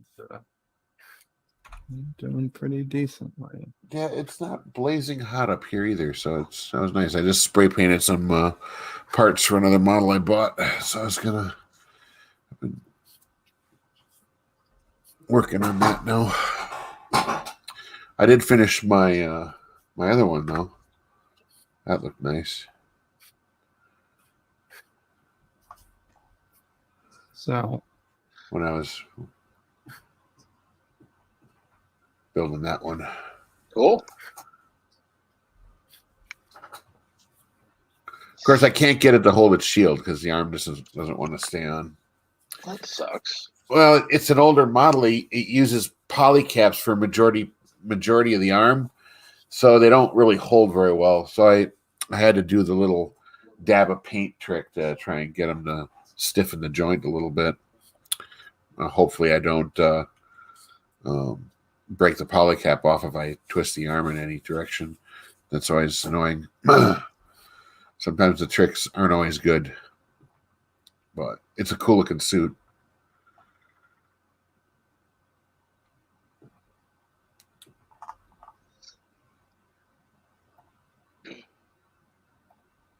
Well, it sounds cool. Yeah. I'll go get it in a second here.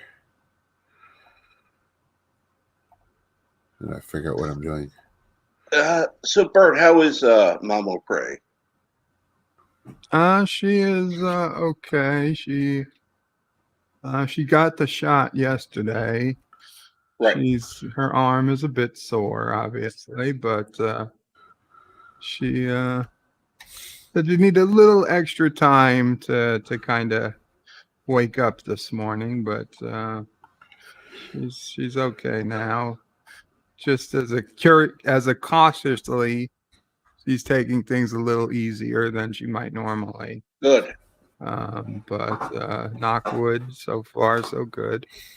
And I will say what I've heard everyone, including my doctor, the doctors I talk to, say, hydrate. Hydrate. Mm-hmm. Yeah, Camille suggested Tylenol as well. Yeah. So Mama Pray took Tylenols yesterday as like a precaution. Absolutely.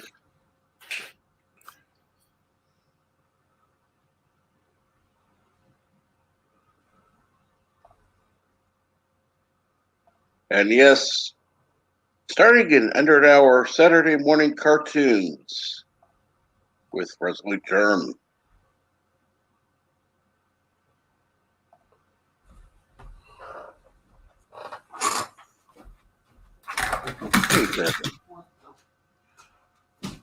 Go ahead and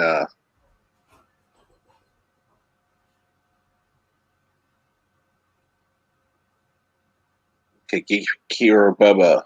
Oh yeah, which one did she get? I forget. The Moderna. Moderna. Okay.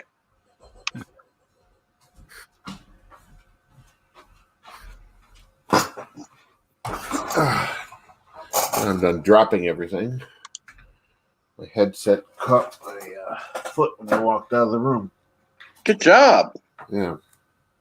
No, it's on a really long cord. It's annoying, but of course. All right. Hello, everybody. This is the RX-78 GPO2 Phasalis. Wow. Designed to shoot a nuclear missile out of that cannon. I have a question. It's got this ridiculously large shield. Yeah. Yeah. What the hell is it going to do with that shield? And what's it going to hold it with? You got a large cannon and what looks like a lightsaber. Yeah, well, the sabers are stored actually in the hips when they're not in use. But all Gundams have beam sabers. That's been a thing since like 1979. I know. But the way that looks like a, some of them don't quite look like lightsabers. That one does. No, most of them do. No, pretty much. Yeah. Anyways, yeah, it's freaking awesome. The thrusters, to figure out where my camera is, they actually have hinges on them. Wow. The pieces on the shoulder can bend down like that. But I like it more like that because it looks more like it's in flight. Mm-hmm.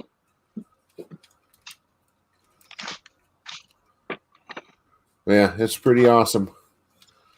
Like I said, older model though, so a lot of polycaps. I'm not really fan of the polycaps because after age they start to crack and they're like rubberized plastic.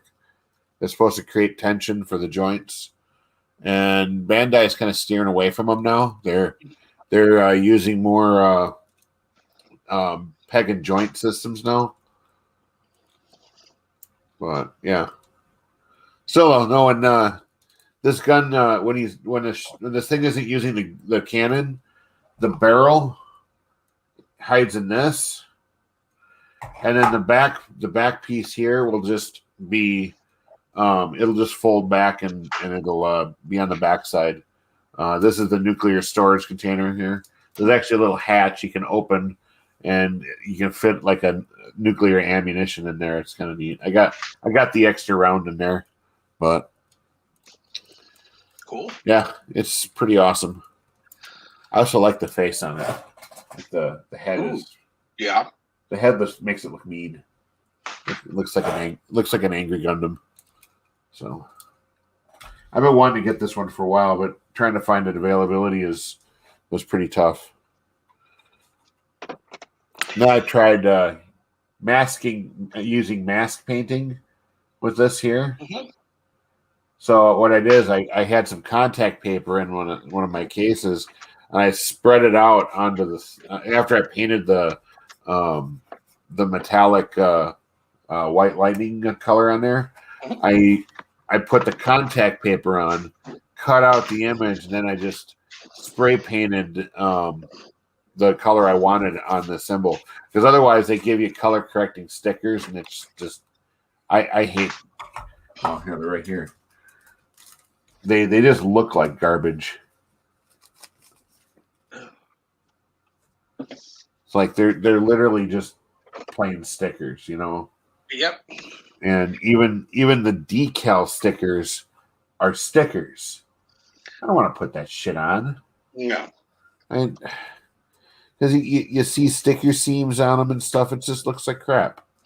So I opted for painting. Yeah. And since I am going to be making coffee, and I did get a request for it before. Listen very carefully, because I'm only going to say this once. Coffee. Black. Coffee. Black. While I've got your attention. Coffee. Coffee first. Well, Coffee. this mentor would like another cup of coffee. I'm just gonna have to give up More coffee. Want some coffee? If I'm not mistaken, that's your third cup this morning. Fourth, and on a day Ninth like cup. today, it won't be my last. Coffee. The finest organic suspension ever devised. Commander, set a new course. There's coffee in that nebula. Coffee. Usually I'm the one to ask for that. Oh, too much coffee. Wow. No, there's no such thing as too much coffee. No. Until your heart explodes, then just have some more coffee. I have this heart. Just ask a few people on YouTube. Your heart will explode from coffee. Red Bull, maybe. Coffee, yeah.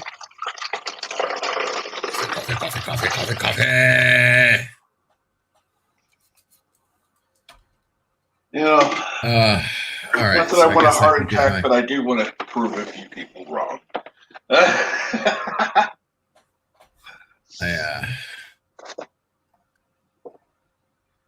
And the other part isn't true because my parents were married then, so yeah.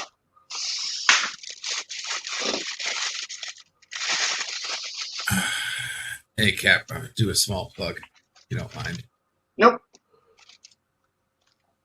Putting the link in the chat, guys. Yesterday, I had my first official millionaire celebrity on my show.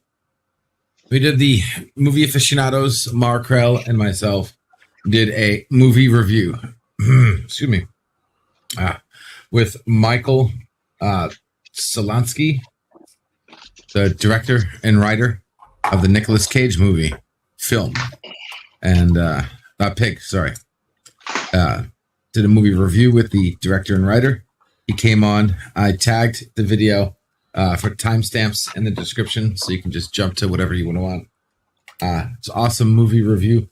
The director actually gave us some breaking news, some not before exclusive news on some things about the movie, including the pig, Nicolas Cage, and the movie in general. I thought it was an awesome interview and review. So check it out. Links in the chat. Yeah, it's funny. If I had been able to have watched the movie, I might have asked to join you, but I just... You could have. Mar didn't watch it. Having not seen the movie, he joined us. I didn't feel it was appropriate, so... I was like, Mar wanted to join. I was like, yeah, why not? You could be the perspective of the person who hasn't watched it yet. There's nothing wrong with that. But, and then just Nicolas Cage, because we were asking him like Nicolas Cage questions in general, not just the movie. But it was very interesting. We talked about the trailer, the movie, the actors, other work he's doing. It was quite awesome having fucking director come to a no-name YouTube channel and chill and hang out with us. And no, I didn't run him off. I did not run him off. I couldn't believe it. Yeah. But I thought it was quite entertaining. So check it out.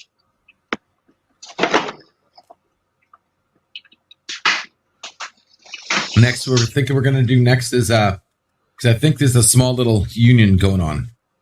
So it's going to be me, movie aficionado, Josh, by the way. If you haven't checked out Josh, check out Movie Aficionados YouTube channel. Right. Guy does some awesome reviews. And we're trying to get Mr. Londell. And we're going to do riff tracks, reviews of movies, and we're going to try to do one every week or every 2 weeks. Mm-hmm. The next movie is going to be, I think, we're talking about it, it's going to be Old. So we're going to do a watch party, right? We'll do a watch party. You know how I do watch parties. We're going to do a riff on it if we can, depending on the movie. I think Old is pretty riffable. So we'll see. And then we'll do a movie review. And then Josh's connections seems like he can possibly get us some live guests, whether it be directors or actors. We'll see. This could turn into something interesting.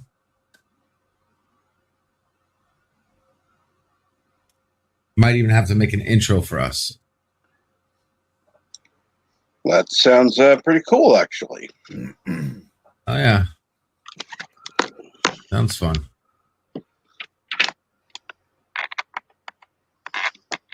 Let's see here. I need to upload a video. All right. I'm working on a special intro for a fellow YouTuber.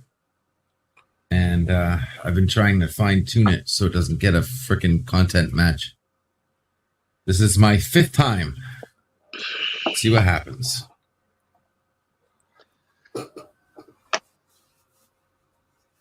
And games, movies, comics are us. Good morning, and that's one I wouldn't mind meeting. But nice.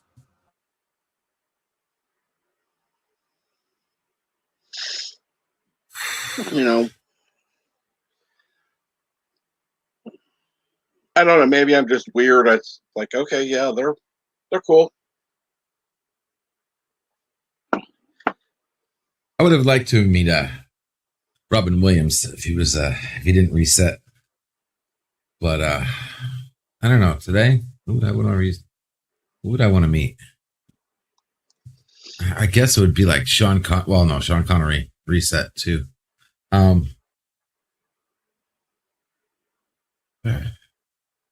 all the people I really want to meet have all reset. Maybe Ace Ventura or Jim Carrey. He's kind of a role model for me. No, William Shatner, but I don't know. I think he would kill me. Patrick Stewart, but he would kill me too after his latest show, quote unquote show.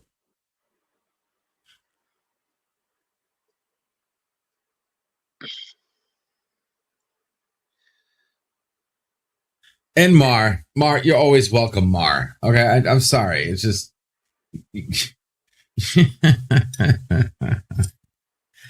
always anyone's welcome, and it just not to be Mar. I don't care. You guys know me. I honestly thought, there really wasn't any point for me being there since I hadn't seen the movie. Yeah, well, that's what you get for not talking to me. Well, communication goes 2 ways. It does, but it only starts one way.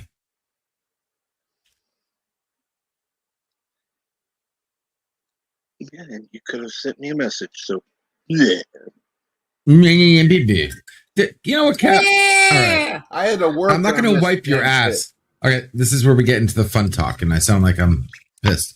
You know, I'm not going to wipe your ass every time you want to take a shit. Okay? I did a lot, and you were in the party room when I said anyone's welcome. Okay. That's a general. I have to make it general because I'm talking to everybody. I mean, would I not, you know? Okay, I'm sorry. All right. That's enough said. I will personally give you a red carpet invite. Matter of fact, here it is right now. Captain Trek, you have a personal invitation to anything I do right now. So even stuff I come up in the future, you're invited. Personally. I know one thing. You don't even have to ask me. You're just going to show up and it's done. I know one thing that you're not going to invite me to. Please don't. Oh, really? We're going there? We're going there. Okay. Well, I don't mind if people watch that. Am I right? I don't mind if people watch. No. I don't mind if people watch. Absolutely not. Might. She might, but I won't.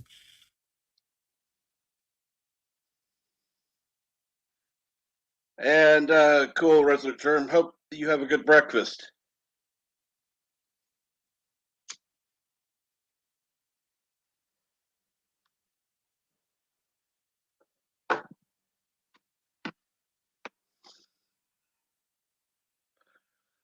God damn it. It's still content matched. Son of a bitch.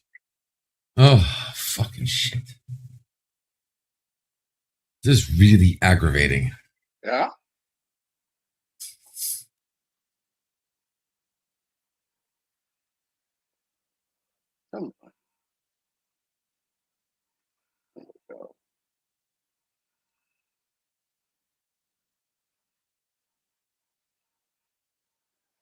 And good morning, Thought Process. How are you? And hello, Scott Trekker, who said he's up for watch parties. Good to hear.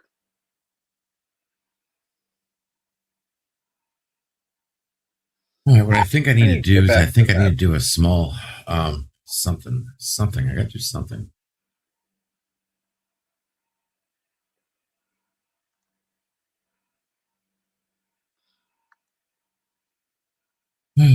Fuck.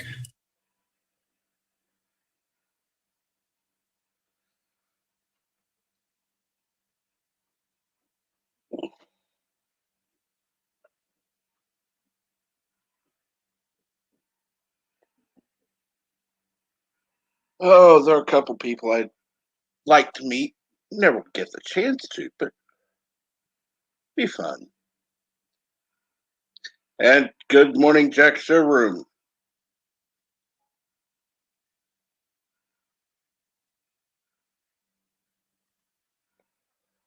And how are you today? And by the way, how are you, Thought Process?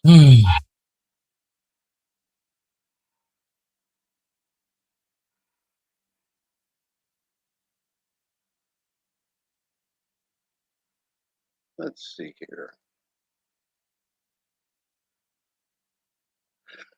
It's just about 30 minutes before Saturday morning cartoons start on Resolute German's channel. Let me drop the link in the chat. You can go ahead and set a reminder. That way you can join him watching Darkwind Duck, Episode 22, Clone Wars, Season 3, Episode 22, Conan, Season 2, Episode 7, and Transformers, Season 2, Episode 6.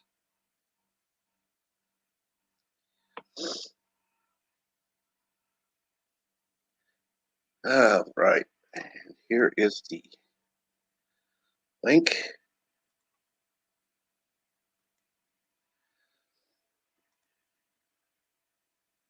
For anyone who wants to join.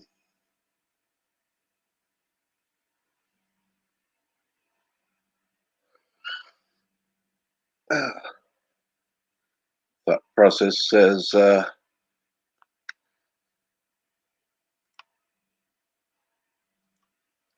doing well, haven't been by in a while. Very busy at work lately. Oh, trust me, I understand. When people aren't here, I usually figure that they're busy or, something else is going on. Real life stuff takes precedence over YouTube.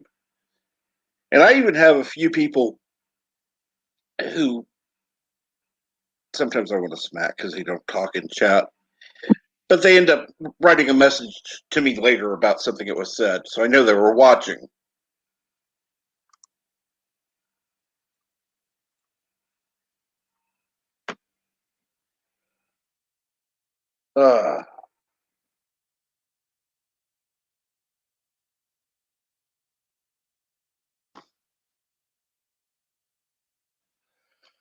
And What's like that, Captain, about slapping somebody who doesn't talk in chat? Shut up, Bird. I don't talk in chat a lot, I know. But at least I talk some.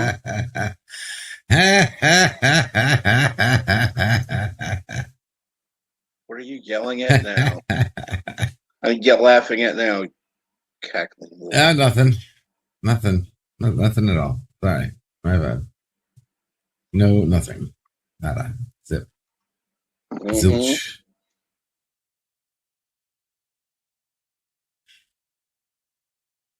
I guess I'll also throw the link out there.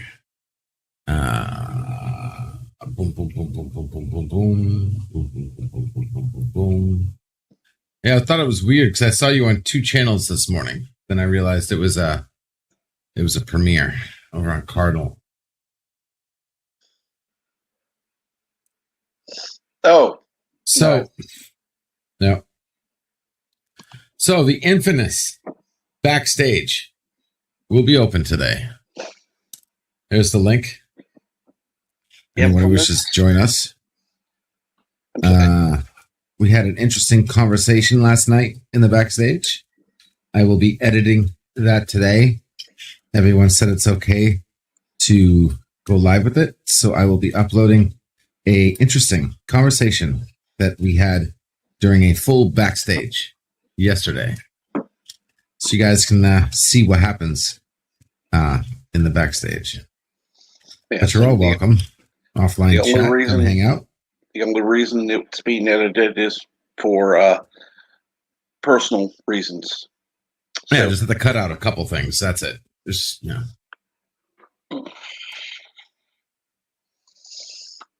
nothing that changes the scope or context of the conversation. Nope. Because the backstage is real, like it's uncandid, unscripted. Sometimes, and then we had Chris kept popping in, and Chris would pop in. We're sitting here trying to have a conversation. He's like, "Oh, well, that's boring. I'm out of here." So I mean, I don't know. Maybe I'll keep that. I don't know. And sometimes it's small little bits you got to cut out. Yeah. Yeah. I mean, it's fine, but at the same time, it's like, you came in on the conversation, and yeah, that's fine. Yeah. Well, that's what the backstage is, and we don't usually record at all. But sometimes we have some really good conversations in the backstage. And if you guys watched yesterday, Bird pissed off half of his viewers. So I invited everybody to continue the conversation in the backstage, in which instantly, within minutes of Bird stopping streaming, I had a full backstage ready to whoop Bird's ass. And that's basically what happened. Well, not really, but I mean, you'll see. Actually had people trying to come in when we were full, and it's rare when you get someone's trying to enter the StreamYard, but you're full when it's a backstage and it's not live. I'm like, oh shit, I feel bad for that person because I can't message them or anything, right? You just can't send the guy, hey, come back in an hour, or you just got to come back later. Yeah. Well, I guess you should have opened your second backstage. Yeah, I should have, but I didn't expect it. No. thought process. He is now exclusively on my God, Odyssey. Odyssey. Thank you. So look for Mr. Londell over there. Yeah, thought process. Mr. Lundell got fucking YouTube jacked, and he's on Odyssey. I get the link for you. Second.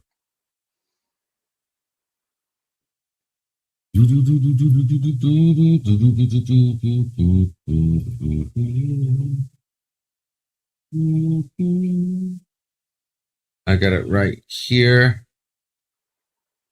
There we go. Oh, trust me. He was expressing his opinion, which he has, of course, every right to, particularly on his channel. And the conversation continued. Not on his channel, where those who did not happen to agree with him could express their viewpoint. I think that's yeah, it was pretty crazy. I think that's a safe way to say that. Yeah. The Scotch Trekker. It's funny. Yes, I'm on Twitter. I'm on Yes, Twitter. I am on Twitter.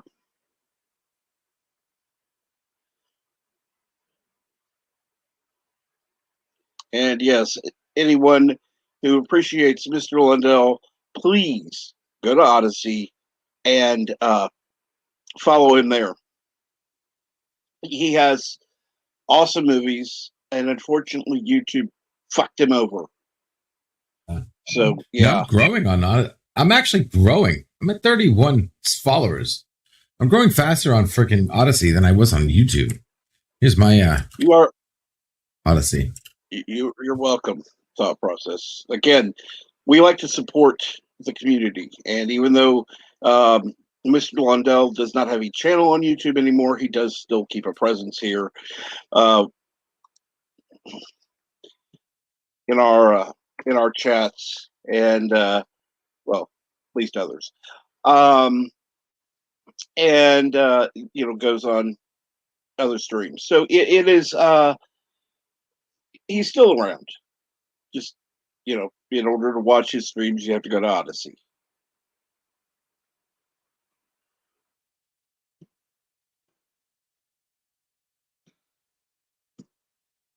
And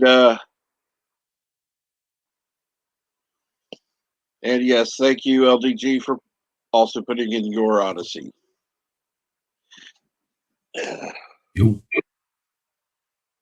No problem, man. They probably ought to put in mine as well, since I hardly ever do. Here it is. Do you know this thought process guy? Because he looks new. He's been around some. Awesome. Well, you can join us for the waiting room after. You're looking for a place to hang out.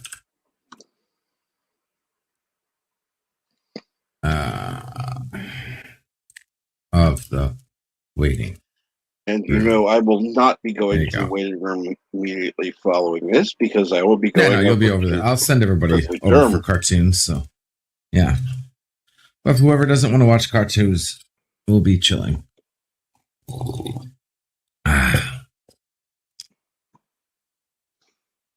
But yeah.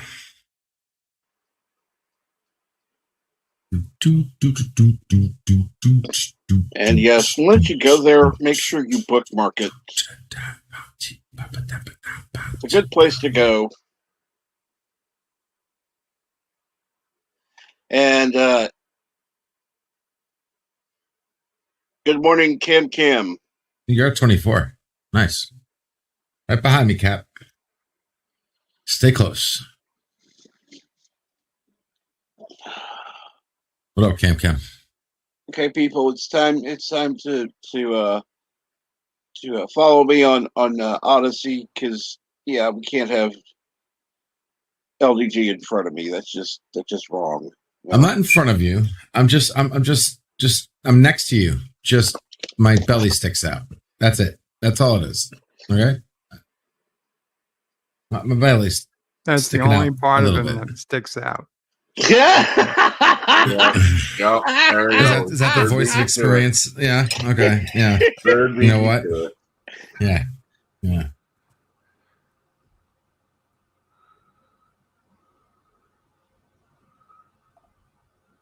Oh. What happened? Hello? What? Oh. Ah. Okay. There we go. Okay.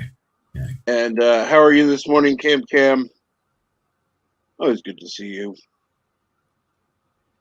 Actually, good to see everybody in chat. How is everyone?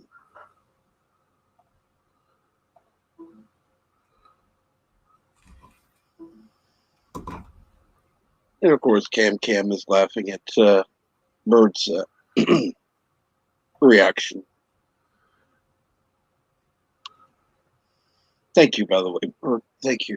I don't know if it's my reaction or LDG's admission, but either way, it's fine.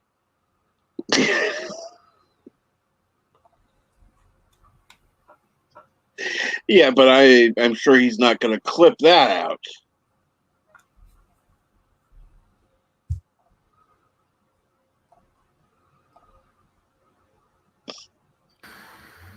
And thankfully, with a small channel like mine, it actually takes effort to clip. You know, if I ever one day reach 1,000 subscribers and become monetized, yeah, right, that'll ever happen. Then people will be able to just click the little scissor thing that's in the live stream. So for unless you know what you're doing and know how to clip live, you're screwed. Anyhow, go ahead. I think we'll all have that clip live by the end of the year. I doubt it. But, for anyone interested, the Cinema Sad Day link is up. It is Conan the Barbarian, which is going to be weird because it's going to be actually my first time watching the movie, the original Conan the Barbarian. I don't think I've ever actually seen it, at least not in full. But a lot of people wanted it, so we'll do it.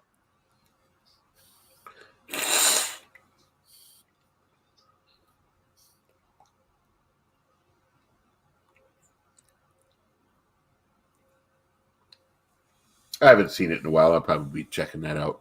It's actually, if you have Peacock, it's streaming free on Peacock. So that's if you're in the United States, I guess. I think they're only US based. I mean, obviously we'll have the screening room, but it's actually in higher definition on Peacock.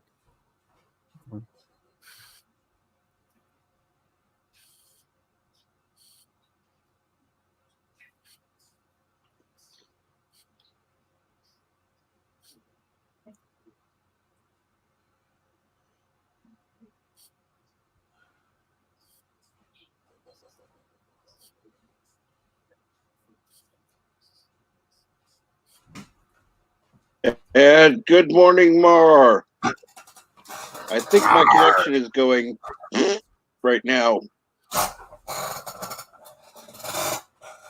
Are you able to hear me, guys?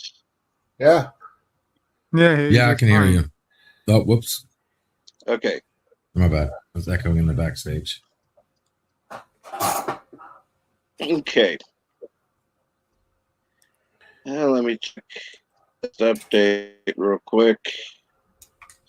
There is currently, my computer's going, about 18 minutes until Resolute Germ stream starts.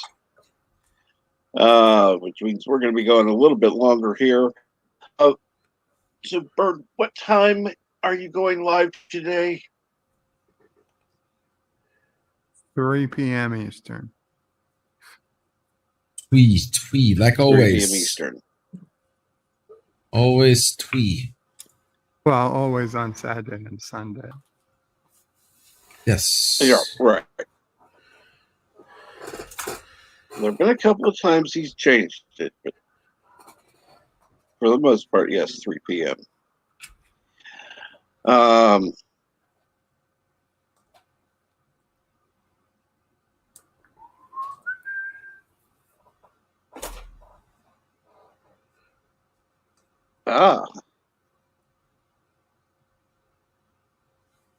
Oh, I am sorry. I am sorry, Mar. God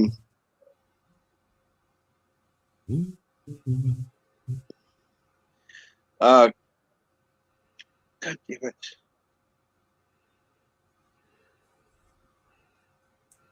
What is it today? Conan, what? Conan the Barbarian, original 1982. Now I know what. Conan the Barbarian. Thank you.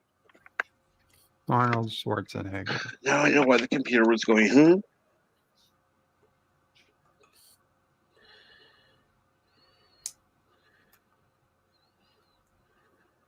And of course, Tim will be building models, playing his game. Doing that right now. Cool. Shut up. Say, get out of here, kid. You bother me. You know, I thank you. You've just given me a fucking flashback to what I was dreaming last night. Prick. What? With the gangster voice?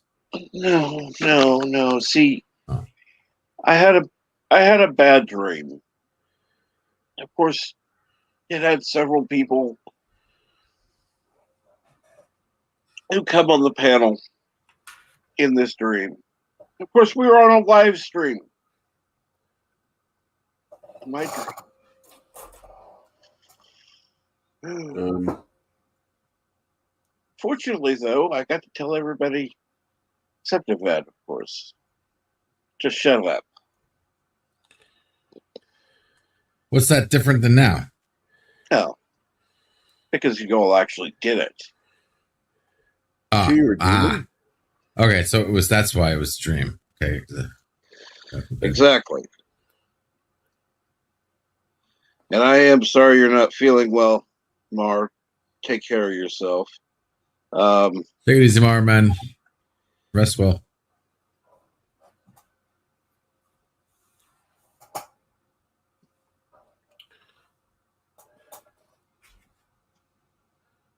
And well, I didn't dream of LTG. You hey, careful LTG, where you're going right now. And a few others were there.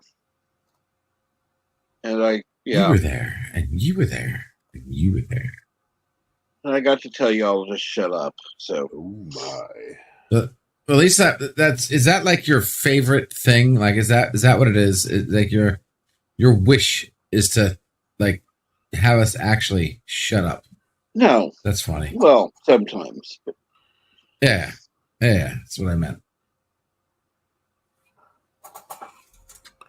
I'll admit there are times. Other times it's like, okay, come on, talk.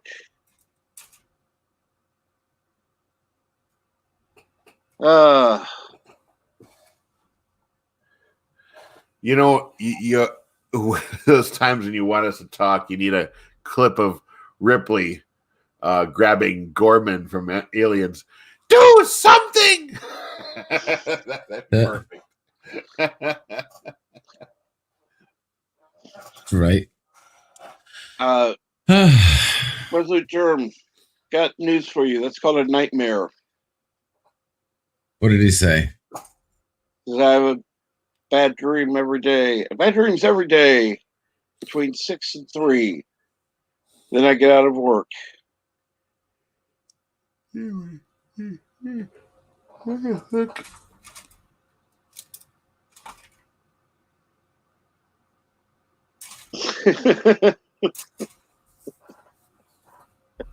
think I'm gonna sue frickin' I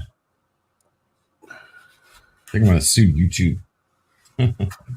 Yeah, right. Yeah. Tell me about it.